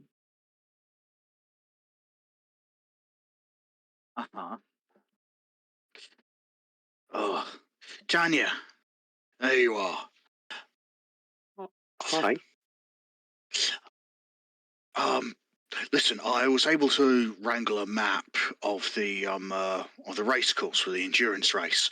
Just wanted to go over a few things and make sure that we weren't gonna come up against something that could cause some any troubles for the Steel Defender.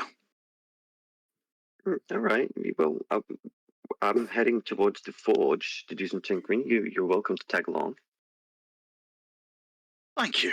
I think I will. You all right there, Varis? Yeah, we just had a does he believe that this guy was a bounty hunter? He wasn't What? trying to fake it, man. Sorry. He wasn't trying to deceive you. He was deceiving the guards. He told you who he was. All right, yeah. And Savara says we just had a run-in with a any air quotes bounty hunter, because apparently we have made the rifts worse by killing that bear and Honey. He's not related to Baron Karnor, is he? No, I believe not. And when I say bounty hunter, it's in air. Yeah, bounty hunter. He must be from, I don't know where he's from, but yeah, he was not a bounty hunter. He was something else, some other agency or something. As you're walking along, you reach the blacksmith as you're talking. Colwyn, Varis, you hang back as Tenya's moving forward to talk to the blacksmith. Persuasion to, I'm assuming you want to persuade them to be able to use the forge there, Tenya? Yes, I want to ask very, very, very kindly if she can use the forge to do some tinkering. Well, hello there. Welcome back. Thank you. I was just wondering if you would allow me to borrow your shop for a bit to do a little bit of tinkering. What makes you think I'd let you use my anvil and my forge? She's going to pay you for it. I am. Convince me. How do I know your ass from your elbow in here? It's a safety thing. As a forge is a dangerous place. That's easy. Colwyn lets out a whistle. And it's kind of this, pulling into Steel Defender. Oh, yeah. Hey, boy. I made this. And it lumbers in behind a... I think I know what I'm doing. If you had some form of guild certification or, faction certification, She presents her family crest. Right, from Spade then. Well, damn me. Fine. Why not? What harm can it do? Thank Good boy. you so much. He looks Don't a bit blow up the overwhelmed shop. He looks a bit overwhelmed by that, Chris. Your family is one of the most well-known craft shops in Acedius or Earthus. She thanks him kindly and heads over to tinkering for the... Yes. Oh, okay, don't blow up his shop. Don't blow up his shop. Don't blow up his shop. Don't keep saying that. As you were saying this, he's like, what? Stop! 21. He's looking over you like an eagle as you keep muttering that to yourself. And he looks a bit concerned, to say the least. With that, you finalize the base craft of your revolver. Minus the enchant. So I have a revolver without an enchantment yet. Mm-hmm. Yes. You've been working your ass off on that, man. Mm-hmm. Yeah, that's true. I think I'm almost done. Do you have anything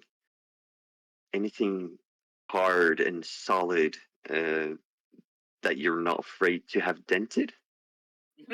He literally picks you up and tosses you out of his blacksmith shop. Colwyn by just the shakes his your head, collar and goes your forwards. Belt and throws you out of there. Oh, that's with Dexterity us, then. saving throw. Damn it. 9. Okay. You Have take full 3 of points of damage. Why do I keep taking like small point of damage every Who do goddamn you day? keep being, buddy? You've been pissing people off and making them go, well, What no. is your trade outside of this game, Nord? What do you do for a living? What's your job? Outside of this game? Yeah. I work with ventilation. Right, and how many times have you bashed a finger this thing? Even in just regular life, we've seen you do things that make you hurt yourself. This is not I am- unusual. You have literally experienced this in your real life, in your actual job. You got to remember that your charisma score, Nord, and your lack of tact as well, how people are going to react to you. I have a charisma. He was of literally 8. Yeah, that's Yes. below average. He was literally watching you over your shoulder as you're muttering to yourself, "Don't blow up the shop! Don't blow up the shop!" And he's like, Wait, what now? He's got, and you've gone and asked, "Have you got anything hard that doesn't mind it?" And he's like, "No, fuck this." Not risking it. Not worth it. You have used any kind of goodwill you may have had. Goodbye. While this is happening, Varis, you have no issues getting your armor mended by one of his journeymen there that he is basically ready for his own shop, really. How much did you pay for to get that mended, Varis? Call it like a silver. It's a few, but he brings replacement and whatnot. Didn't take long. Out of curiosity, how far away is Kaplan's shop from here? Kaplan's shop is directly across the road. Okay.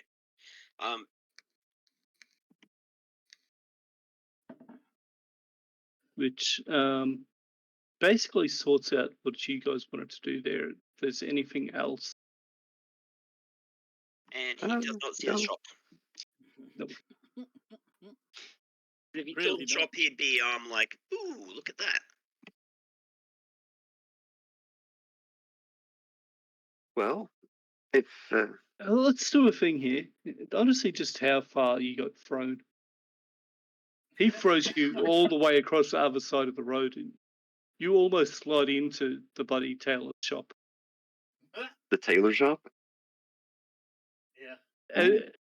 As you were sliding, and you're about to slide into there, a well-dressed foot extends and sort of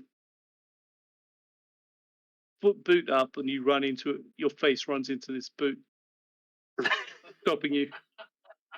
that's where I get And- my 3 points of damage from. And you hear a very polite voice go, "Oh, thank you, ma'am. Not to track mud into my store, please." He threw me. I don't care.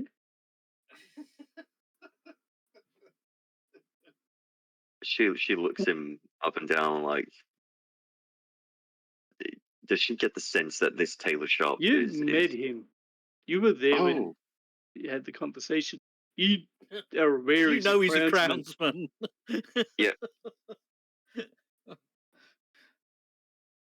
well, hello again.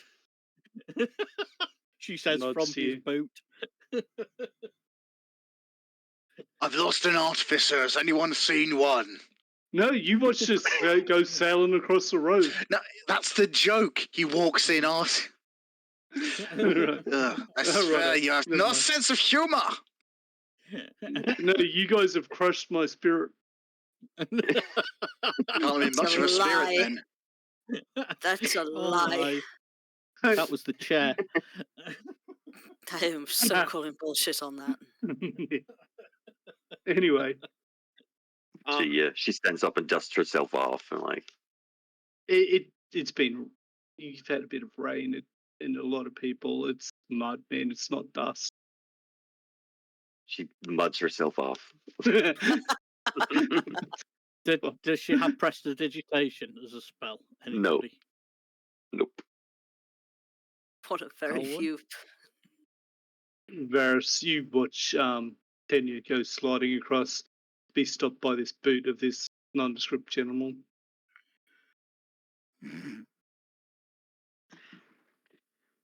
Because Varis sees this, Varis is probably going to walk towards her and realise it's a tailor shop.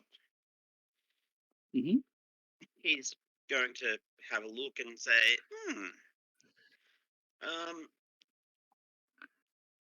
I was wondering if you could mend a shirt. I don't have a spare one with me.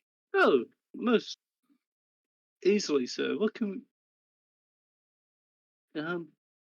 you possibly want to have a spare shirt to change into, unless you want to don't mind walking around bare chested.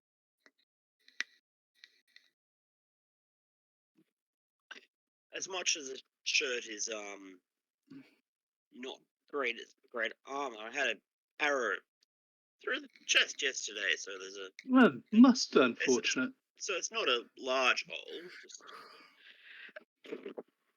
He looks at you and goes, "You seem to have recovered fine. Most people don't sort of keep walking around after." healer.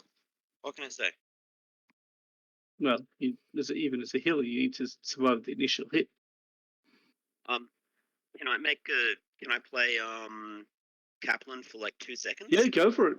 Go for it. He's your character. Yeah, and so Kaplan says, I can fix your shirt and I don't even need to take it off you, and I don't even need you to take it off. And he waves this ring over Ring of mending. over the shirt. And Ring of tailoring. and he raised this ring of tailoring over the shirt and says, and then he says, "There'll be 1 silver, sir. It's a shame to see such a fine shirt be damaged like that." Oh, I can do that.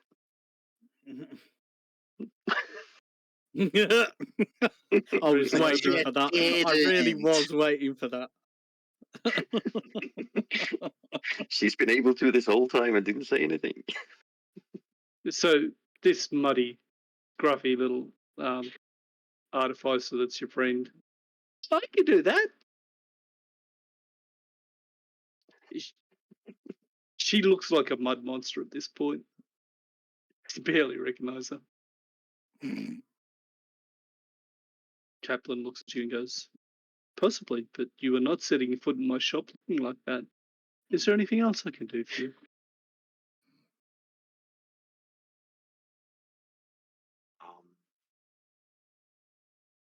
Or was your approach unintended?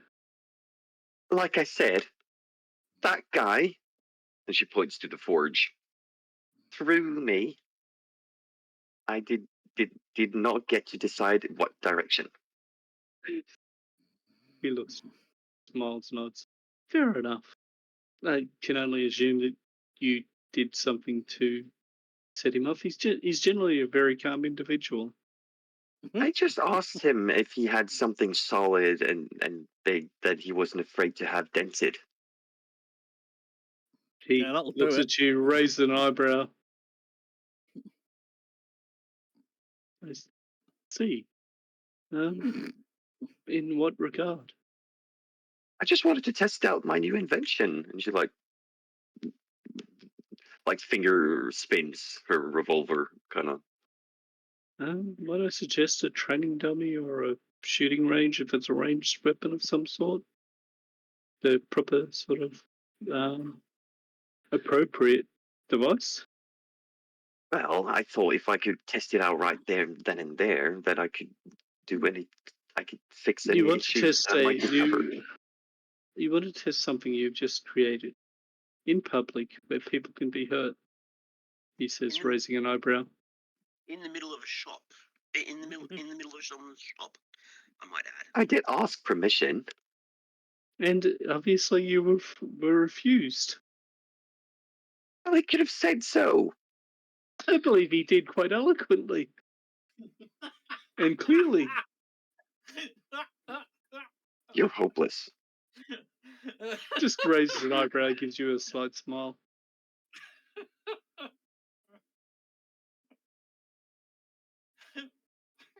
I need to finish this up. Varis, you have fun. I'm leaving.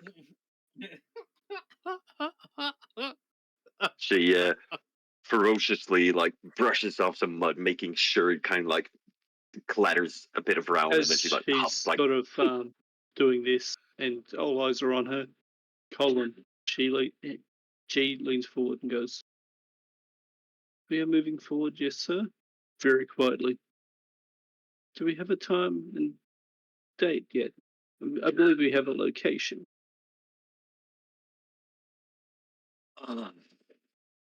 Excuse me for a moment.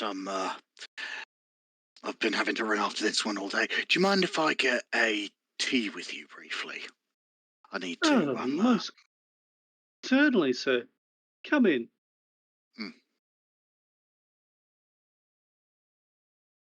Takes you into the back of the shop to that room. Pours you a cup of tea.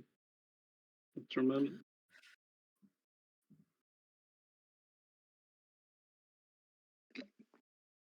I'm working on it, but the world doesn't stand still for you. But I believe the location has been set aside by the Darkness Claim. That's my understanding. Mm-hmm. Yeah, we've got some. Yeah, we do have that. The my other partner is going through physical therapy at the moment.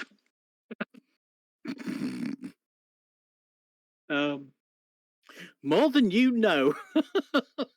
Well, I would suggest, if you might, that a perfect time for the summit would begin would be after the other summit begins. Well, all eyes are on that.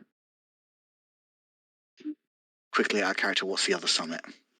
The international summit between all the leaders of the world leaders. that one. The big actual the reason we're summit. here. Yeah, the actual point of us being here. Yeah. You have to remember that with the sheer amount of things going on, I cannot hold that many things in my head. Yeah, no, at the it's same all right. time. It's all right. It's all right. Yeah, again, something that my character would know. It's been a lot of things. Yeah, I've thrown a lot makes of sense. stuff at I have just given up on taking notes. you. There is a lot going on. I don't know how I keep track of it all, really. Just keep flipping a coin every now and then. This end, I'll figure something out after that. I need to disappear and sort my mum out. I'll be back in 5 minutes. No. Yeah, I think it's also coming up time to a natural kind of winding down spot for the session anyway. Yeah. So yeah, that works for me. I will, if you wouldn't mind contacting others, I will contact those I know. Maybe speak to Jin about it. I'll see what I can do. And we'll go from there. Smiles. Thanks for the tea. Always. Sorry, I'll get back to you in a second, Benny. Mm-hmm. As you were coming out the front of the shop, I was literally about to get to that, Benny. All right. Colwyn, as you were coming out the front of the shop, a tall. Would you like to give a description of a certain cat, Benny? Of a certain male? She's not tall. She's short. Oh, short. Sorry. Yeah. Very skinny. Short, very skinny, almost sort of like kind of gaunt, but not quite. Tabaxi with very short fur, and large, sort of like kind of pointed ears. Very defined cheekbones. Is standing there staring at Colwyn. It's not so much as she's staring at him. She's listening, almost like she's listening to something, like a tune. She's like laser focused on him. Ears, everything kind of his way. She is not blinking.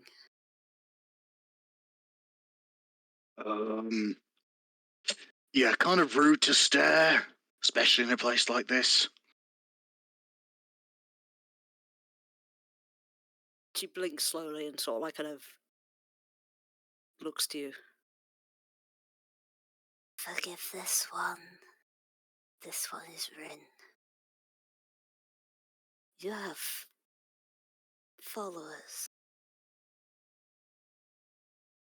The thing that attracted your attention the most, though, Rin, was this tune, this lament, this requiem that just seems to be floating around him at this point.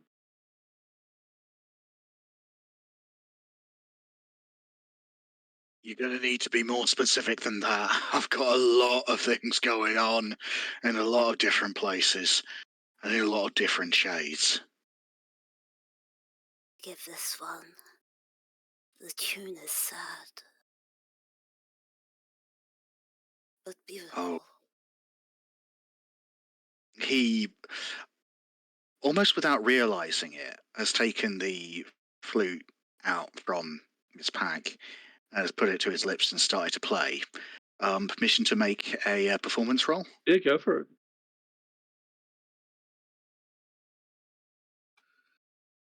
I'm back. Add Bardic Inspiration, which is 1d6. Yep, go for it. So yeah, that's 18 in total. Flawless performance of your dad's last work. For you, though, Rin, it sounds odd. It sounds like a duet. It is very beautiful. The restless ones, they find it soothing.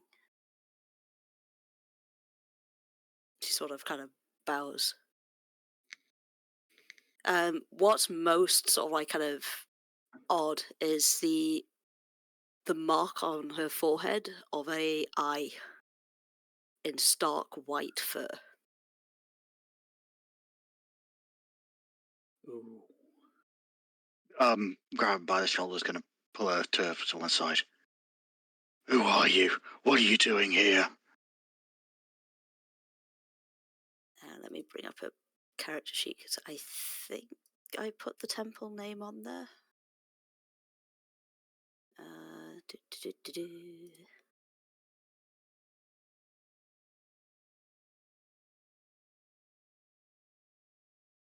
Oh, I didn't actually put the temple name on there. Mm.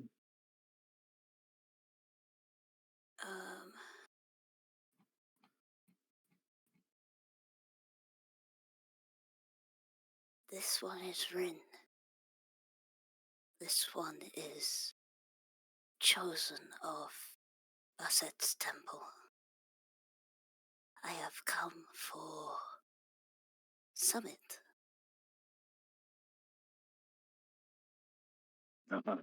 And you just happen to be in a very particular tailor shop, giving a very particular look to a very particular halfling.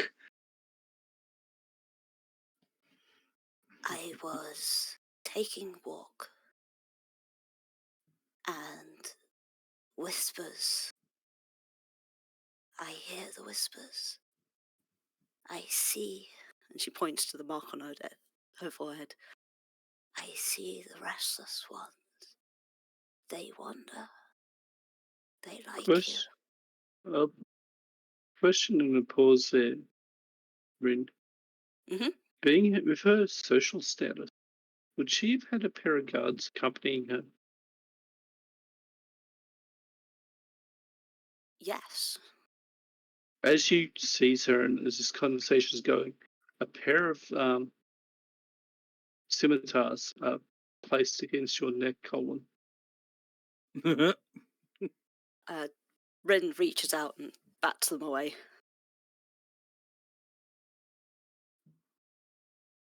This one is fine. Okay, brace yourselves because I'm about to go into full drive mode. Mhm.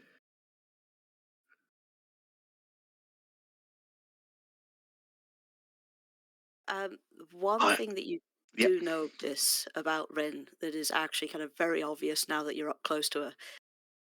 She is probably about 17, 18 years old. She is young. Mm.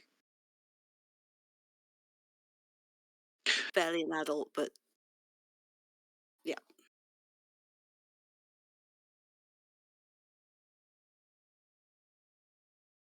I left that man in his bed choking on his own vomit because I could not stand to see him die.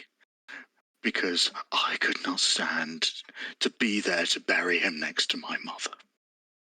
No one should have to ask that of a child. No one!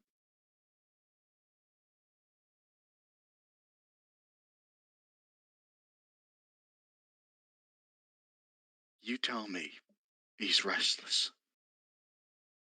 Not as restless as me. He made his choice.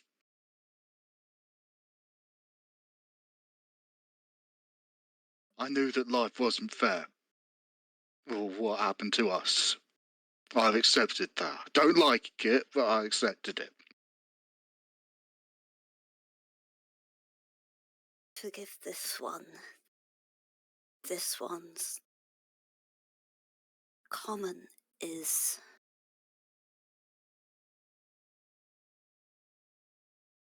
not Flawed? not good. Restless are those who have not moved on, but reasons vary. Some angry, some watch.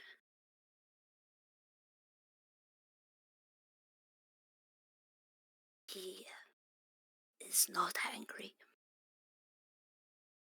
only wishes to watch.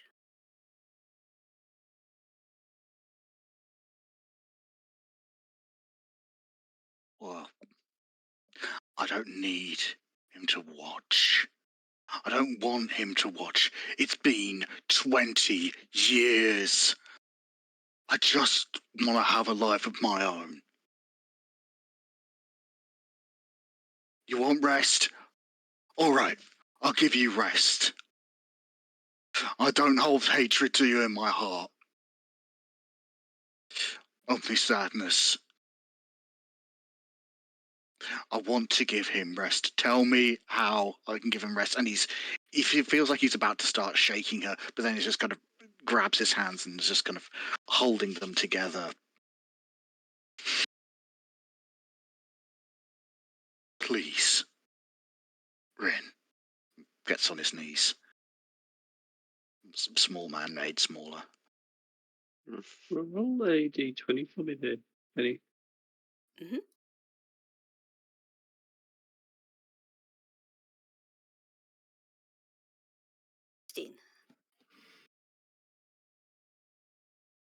For a moment, you see a halfling shade of himself standing beside Colin, reaching out his hand, a sad look on his face, as if he wants a sense of grief at the pain he's causing his son,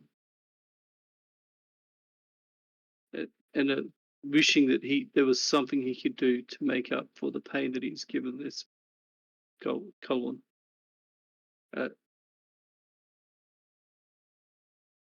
A sense of loss and regret.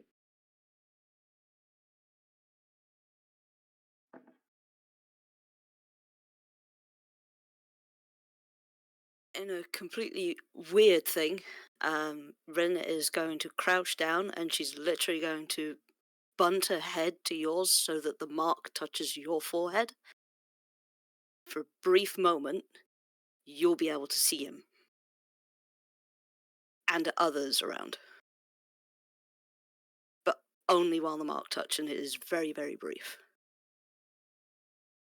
Fathers are fathers. Will always stand by sons, at least good ones.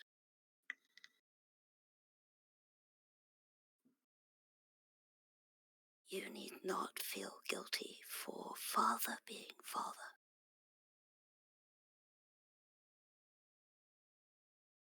It's his choice.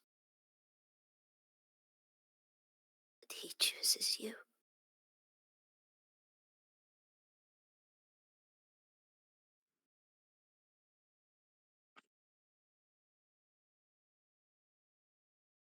As the Colwyn is kind of emotionally teetering on the edge. You look up for a moment, and you see just the vaguest outline and the suggestion that you immediately recognize as your lost father. There's a look of regret, shame on his face, and his hands are held out towards you as if he would uplift you and take you in his arms protectively. But he cannot. You've been given this moment of clarity by Ren, but it's not to the extent that she can see it.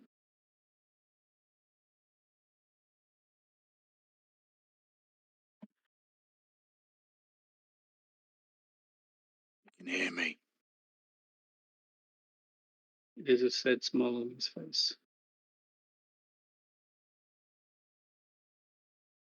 I forgive you. It's a suggestion of a tear trailing down his cheek. And he says something that you cannot hear, but for a moment, watching his lips, what you can tell, roll a d20.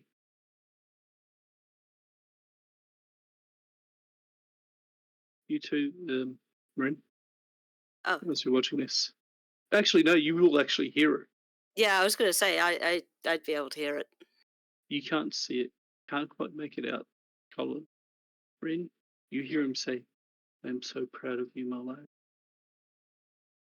And she echoes it in the same voice, but echoey back.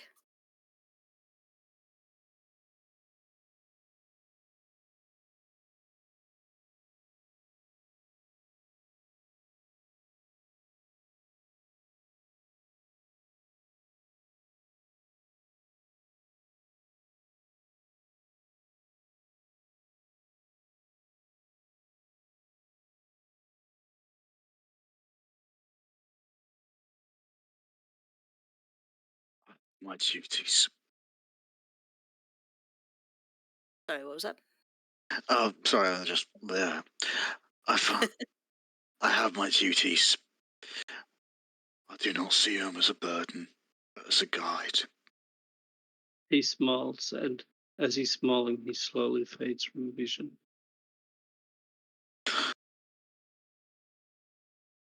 But not yours, Ren.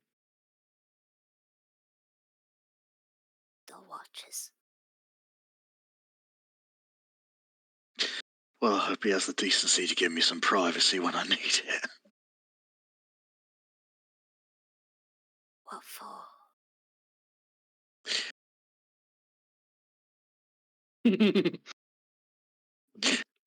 It's really hard to go to the toilet if you know someone's looking at you. Oh, that would be awkward. Yeah. Ren's never thought of that one before.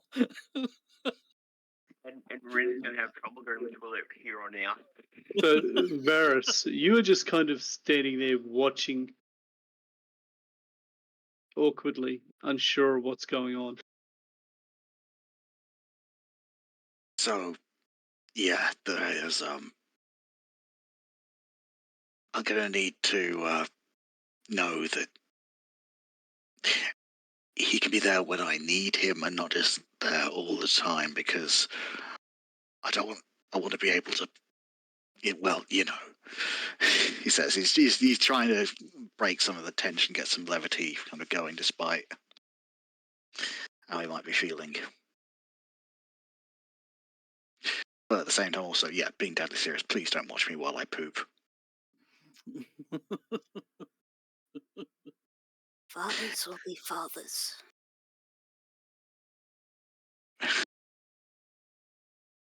Yeah.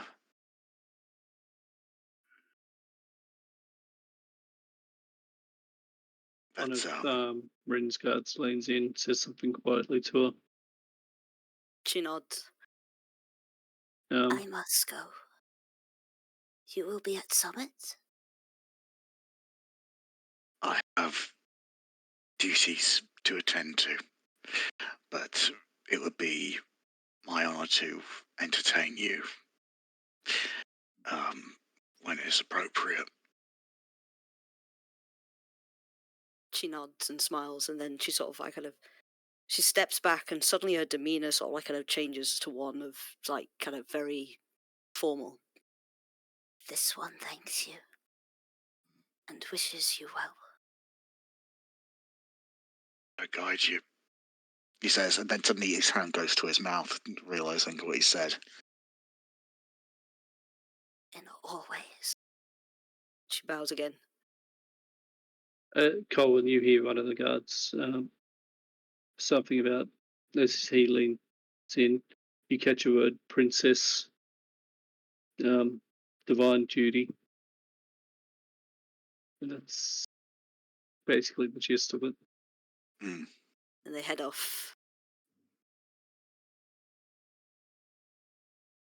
Does Varis identify the princess? No, she is not local by any way, shape, or form. Or at least No.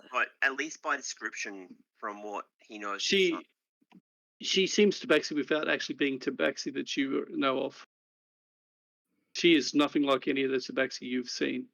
Shorter, bigger ears, lighter build. Same with the guards, so they seem fit enough, strong enough when they're threatening Colwyn briefly. It's the difference of the Tabaxi on Earthus are all kind of like the big cats, like tigers, leopards, and whatnot. The Tabaxi from Earlsprung are all the small cats. So your domestic short hairs and No. Oh, that's all fine. Sorry to interrupt you, but I'm just thinking. I'm just wondering if Carrick told him No. anything about. You briefly overheard during the conversation the other day, and talking to him that one of the orcs insisted that some Tabaxi from Elsprung was included. But that was days ago, prior to the dinner. Can I just say I love the character Ren already? Yeah. She's awesome. That was an amazing interaction, guys. Yeah, well done to both of you, by the way. So Rin is creepy as fuck, but she is Yeah, a I love it. necromancer. So Colwyn, Varis, Tenya. Tenya's buggered off already, actually. Mhm. Varis, Colwyn, what's the plan there? I'm going for a drink. You head for the pub. I think you probably need one after that. Jadis. I need one out Yes. of character. Gets to midday. You start organising lunch for the camp. Tammin stops by, checks the guards, has a quiet word with them, sits down, shares a meal with you, talks to you briefly, tries to reassure you. In a kind of semi-paranoid state, she has made sure that there was somebody who could actually check everything, all the camp supplies for poison. Yep. And brief discussion, he talks to the guards, make sure there's someone on that all the time. Yep.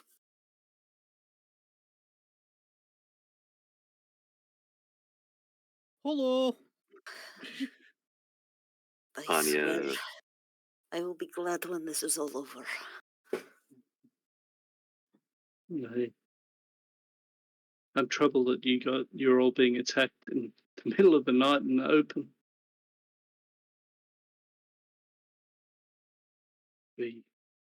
I just returned. Be careful. I ran into myself. He thinks for a moment, reaches out his hand, pulls out a knife, drags it across his palm. Red blood, as if to prove that he is not something else. Looks at you and goes, as a note, if you're uncertain, they don't bleed like we do. That is reassuring. And she taps a bracelet to warm it so that his warms as well. Brushes your cheek and the warmth flows from his hand towards your cheek. This is also a good way, but probably only between yes. Yes, but if in doubt of others. Blood rings true. Be careful. Also, I have not found a way to make the bodies last. The word from Gertie yet? She was there. It dissolved too quickly. It is. It is a. He seems shaken, fighting myself, having me try to kill me,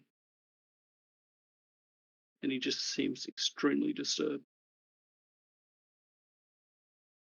Well, if it wasn't trying to kill you, probably would be useful sparring partner. He seems startled, looks at you, thinks for a moment. Yeah, probably right. It was the best workout I've had in forever. You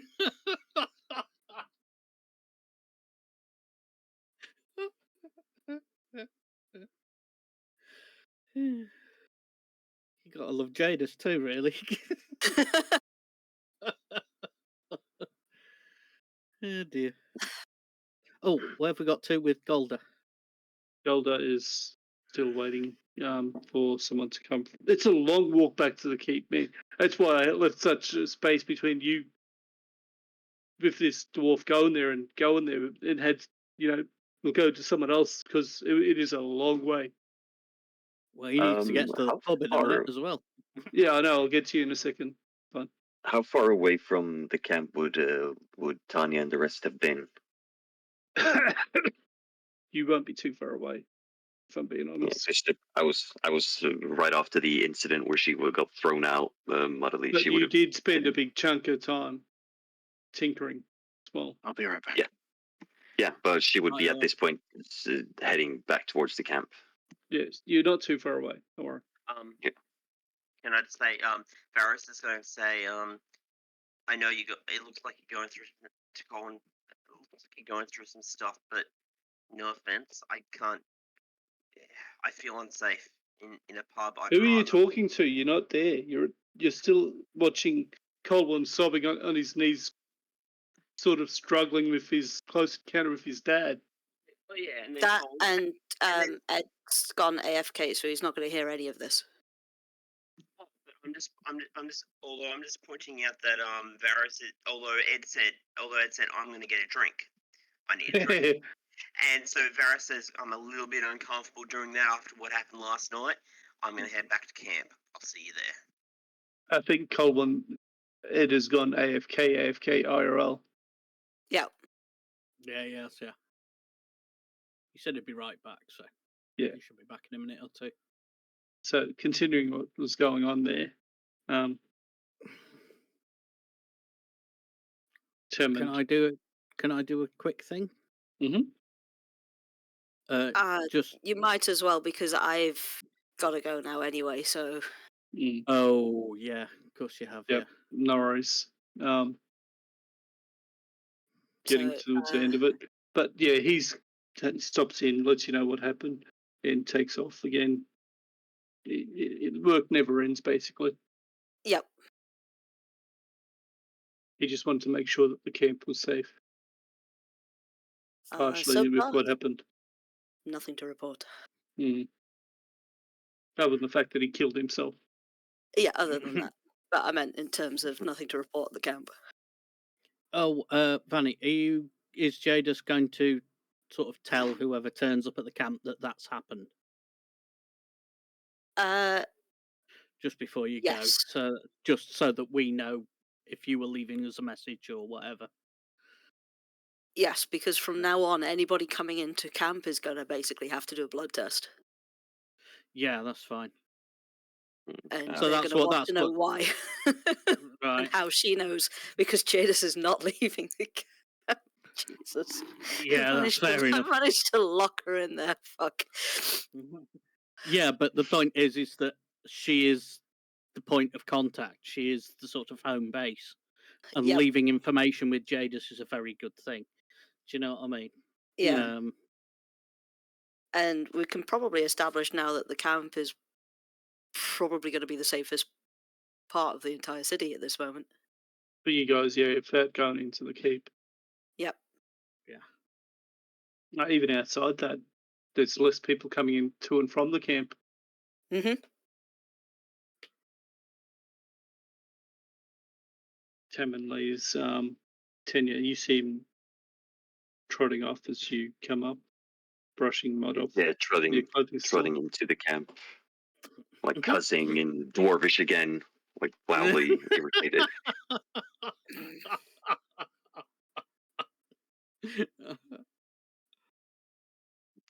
But yes, Just I'll walks catch you guys later. straight into camp. All right, cheers, Vanny. Bye.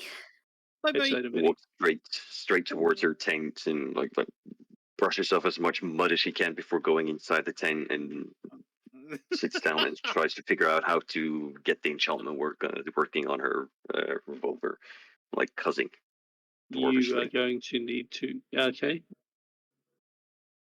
For the actual +1 enchantment, I believe, as a artificer, you could probably do that yourself at cost of materials, which we'll need to discuss after we're done for the day.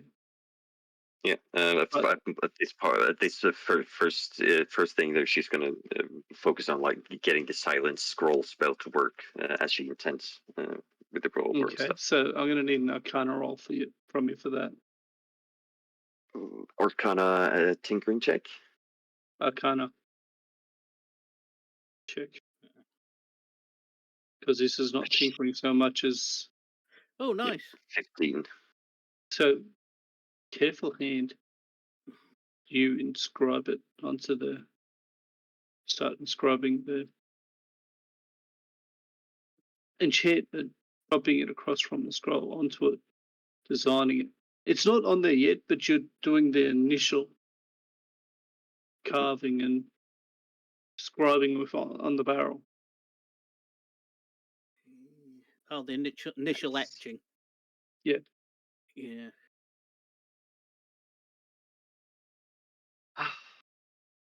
It's not a tinkering check, that sort of thing, man. It's an Arcana check. Yeah. So this, she releases like a sigh of relief and like, this feels more comfortable. So with that, we'll leave you there. Galduhr, you hear a grumbling voice. A bloody running around everywhere.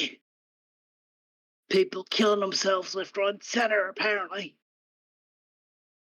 A Who is it? tiny figure storms into the camp. You recognise instantly Archmage Gibblespin. Ah, hi Gertie. I've got some good news for you and some bad news You for bloody you. killed yourself and the body's disappeared, right? I've killed myself, but the body hasn't disappeared. Pauses, looks at you. I had a wee idea. I wondered if pouring You did what to an healing... idea? I have the occasional one, you know.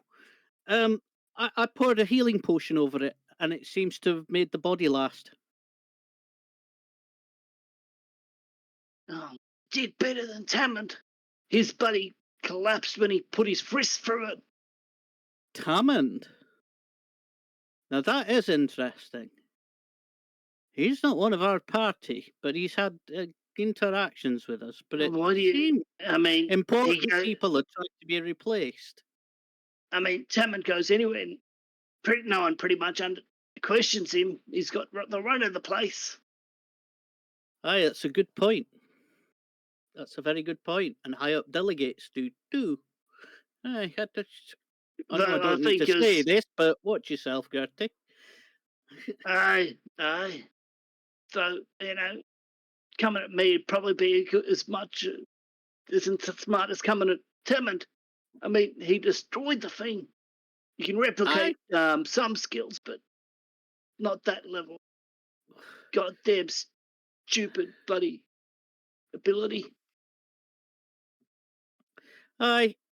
Well, here you go then. And show Gertie the body, which is lying there quite happily. I reckon you've got about... Oh, well, you 15? Can leave this with me. Yeah, you've got maybe 15 or 16 hours, I think, out of the healing potion that I put. Sorry, about 7 hours you've got left to examine. With the travel time, it'll probably be about 6. 6.5. So I tell her, I said, well, it was about 7 when I poured it on, so you're probably looking at about 6 hours. You wouldn't actually understand that, though, without being an Arcana check. You just know that it's stabilised. All right, hang on. I got a 12. Yep, okay. You did. With your deep knowledge of arcane constructs, yeah, that'll last a good 6-7 hours.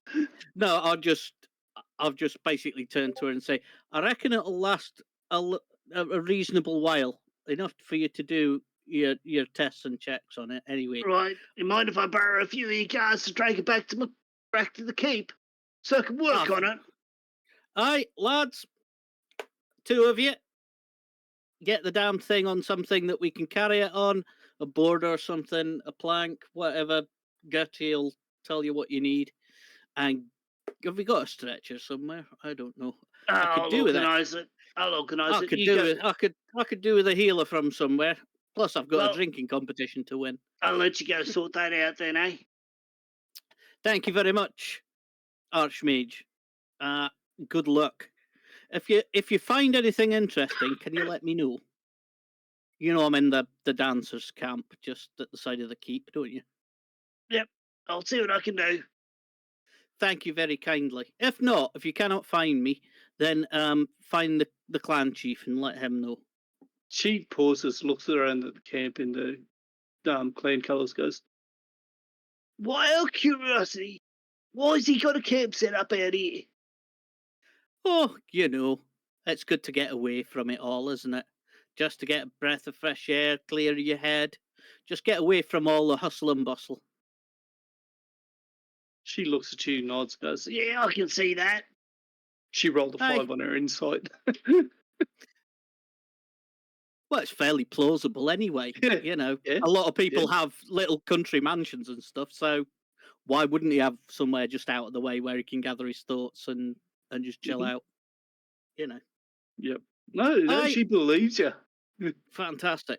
Right. He's got as I say, I wish you good luck in your investigations. I hope we can get to the bottom of it quickly. Be nice if we could find a way of finding them before they start attacking people, really.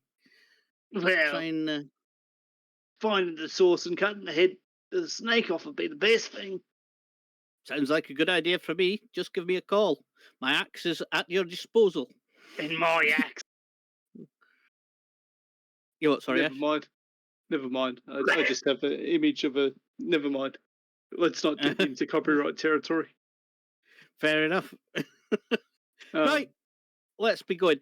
Lads, guard the tent. You two guard the tent. You two help the Archmage and then get back here. Please let my cousin know what's happened, that I'm all right, and I'm still me. And, aye, don't forget to enjoy that pint of dwarven ale later. Oh, we will, sir. Carry on, lads. Good work. And Galduhr goes You off too, bosun. Thank you, lads. Fair winds and following sea. And he goes off to find a healer on the way to the pub. How much are you down? At the moment, quite a bit, actually. Yeah, I think I was going to say he did a bloody nasty crit on you. He did. I'm basically down to 12. Oh God, it was that close, man. Fuck around. Yeah, we were evenly matched. Funnily enough, I just got the edge. Yeah, because he he whiffed a hit completely there. But to be fair, I shouldn't be on like 12. I've probably on, strictly No, speaking, about 20 he shouldn't have something, been either, and he but shouldn't have been either. But it made sped more it up. sense to get that close. To be Yeah. quite honest, Ash, it was going to come down to those last couple of blows. Yeah. If he'd have hit me with a couple of blows when he missed, I was down. Yeah. Gold, it was always was gone. Fighting yourself was always a nasty business. Well, it is. But I love it. Oh, that sounds genius. I think we are going to probably close up the session there. I have covered most of what I had prepared for you this week outside the Grand Melee, which I wasn't even sure if you'd get to. I had it prepared. Mm-hmm. But you went a different way, you know. I was ready for a change. Yeah. Well, it was either we were going to go and sort out the Grand Melee, or we were. Which hasn't actually started yet, as a note. You what, sorry? Which hasn't even actually started yet, as a note. No. It's something I think that the group wants and needs to do, but it's probably too late to sign up for it because it was supposed to start today. Yeah, but it doesn't start in the morning, dude. It runs over 2 days. It starts in the afternoon, which is always a thing. I didn't think it was this day that it started. I thought it was the next day. But I could be wrong. Right. No, I think the next day after this was the horse race thing was starting. Endurance race starts tomorrow. Right. Yeah. So it'd be difficult to do the endurance race and the Grand Melee. So I think Grand Melee, unless you get through it today, will spill over to the next day. Unfortunately, you guys have got multiple people on both of those. You know, if you wanted to look at it. Yep. But that's assuming it doesn't sort of get knotted out in the space of an afternoon. Yeah. Has anybody else got anything that they want to do? I mean, Galduhr obviously wants to go and get himself healed up somewhere. Just making a note of it, man, for next week. I think my hit points aren't shifting. Yeah. Anybody else need to do anything before we go? I'd say we close it up at about lunchtime. You know, you guys have made it to that midday period. This is it. Basically, this session has been based of like 3 or 4 hours. I know. So a lot happened. Yeah. I make no excuses or apologies. That's been a lot of fun. Anyway. Yes. Yeah. I think we should move on to MVP then. Okay, so MVP will start off with Colin. There is. That's tricky. I think I've got to go with Galduhr. And it's one thing to fight yourself; it's another thing to overcome it. Yeah. And Venny's already put her vote in for the same thing. They're looking at it. I've noticed in our out of character chat. There's a note to everyone. Galduhr. I loved a lot of moments in there. I really did. Tanya being thoroughly confused by being yeeted out of the forge. That was fun. That was kind of a sliding into a pile of mud, basically, just building up on her nose. That was my sort of vision of it. I thought it was brilliant. Oh, it was really well done. And Nord getting thoroughly confused by both characters. I was not expecting that. If I had known that was going to happen, I would have been better prepared. Don't worry about it. I didn't give anyone warning about their characters. Didn't do it last week. Didn't do it this week. Benny had like a during the break. I got a DM from me said, "Have you got your Rin voice ready?" But yes, I think all being said and everything in there, the very emotional moment with Colwyn means I've got to sort of give it to Colwyn. Yeah, that was really well done. That was great. I loved some of Varis's interactions and what he was doing and how he's exploring his character and taking to heart the sort of actions speak louder than words. And he's slowly starting to figure that out, and I love that as well.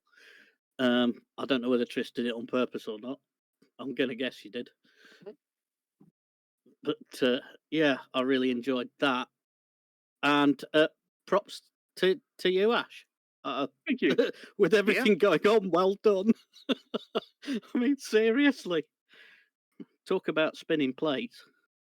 Yeah, You're more like spinning elephants, I think. I'm slowly getting better at DMing. You're very good at it. So yeah, I'd have to got to give it to Colwyn, I think, just for that real emotional depth. Yeah, I already made the note there. That was well done. Tanya. A lot of fun moments in this session, guys. I loved a lot of you guys' interactions. Loved the doppelganger fight. It was brilliant. Very funny stealth check on Malcolm. With this I'm taking it miserably. He rolled like a 5. Yeah, and I guess you rolled with disadvantage as well because of heavy armor. Yeah. Yep. Yeah. But yeah, I have to give it to Ed as well. Brilliantly, wonderfully role played. Very emotional. Loved every minute of that. Thank you. And the interaction with the Rin, that was I loved that whole scene. Yeah. Mm. She does come just up with some great lot characters. Of really good work. Yeah. I'm giving it to Colwyn. Yes. Yep. Barrett's tiebreaker. All right. I was torn between two people, so just to link this out, I'm going to start with honorable mentions. First, Ash, all the NPCs you played. Oh my god. Tanya, I gotta say good work to Tanya for her for sticking to her guns with Kaplan and the Forge Master.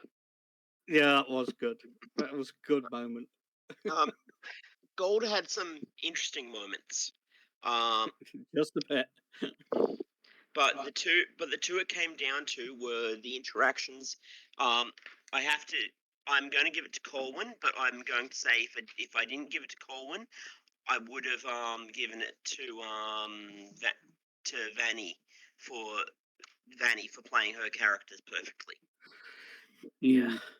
Yeah, I like. But I'm going to give it to Colwyn because I got to break the tie here. So nothing personal. Vanny, who's now gone. Yeah, no, everyone did so well tonight.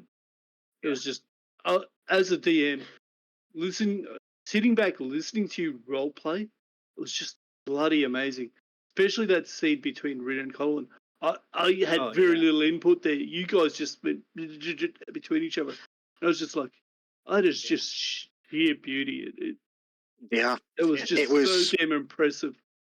Yep, and I always like being able to kind of flex my muscles and take something small and simple and be able to expand around it. You don't need a ton of detail.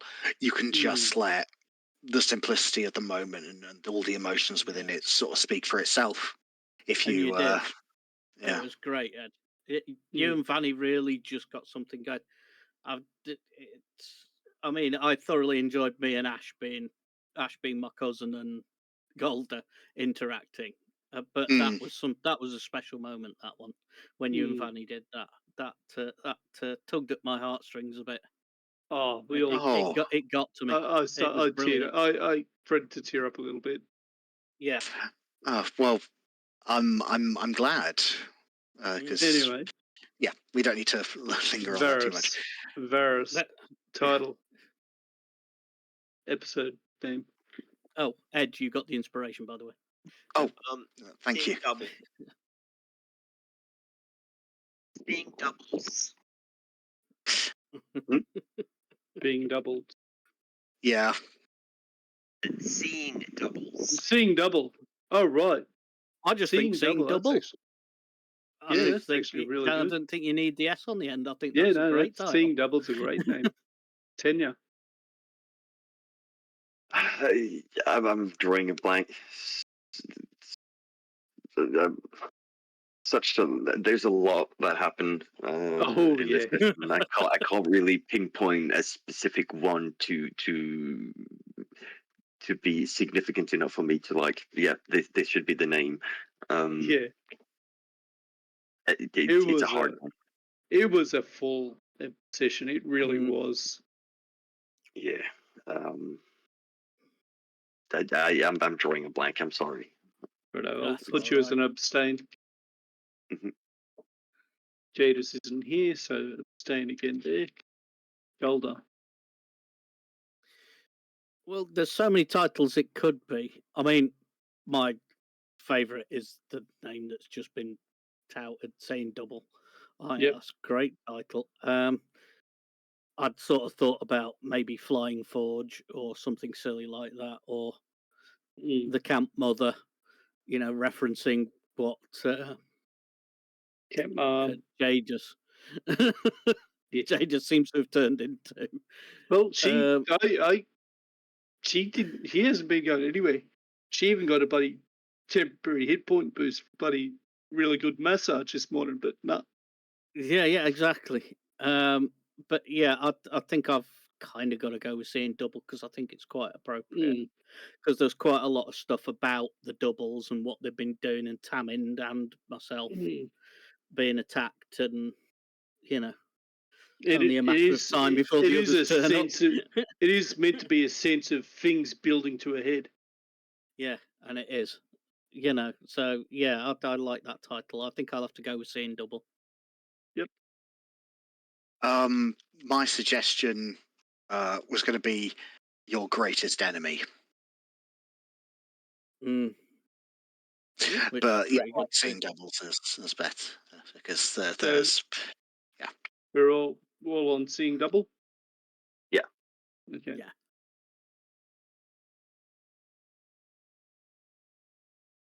Okay, there is my notes on that bit. Well, there we go, everyone. Thank you for joining us. If you have, it was a bit of a weighty-wordy RP session with a little bit of combat. Not entirely where I thought it would go, but it. I did not expect Galduhr flying off the handle this morning, and at the start of the session, and just storming off. But I was like, perfect. He's alone.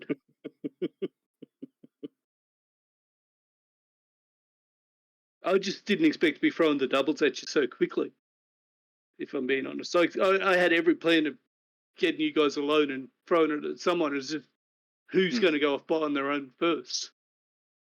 Could have been any one of you.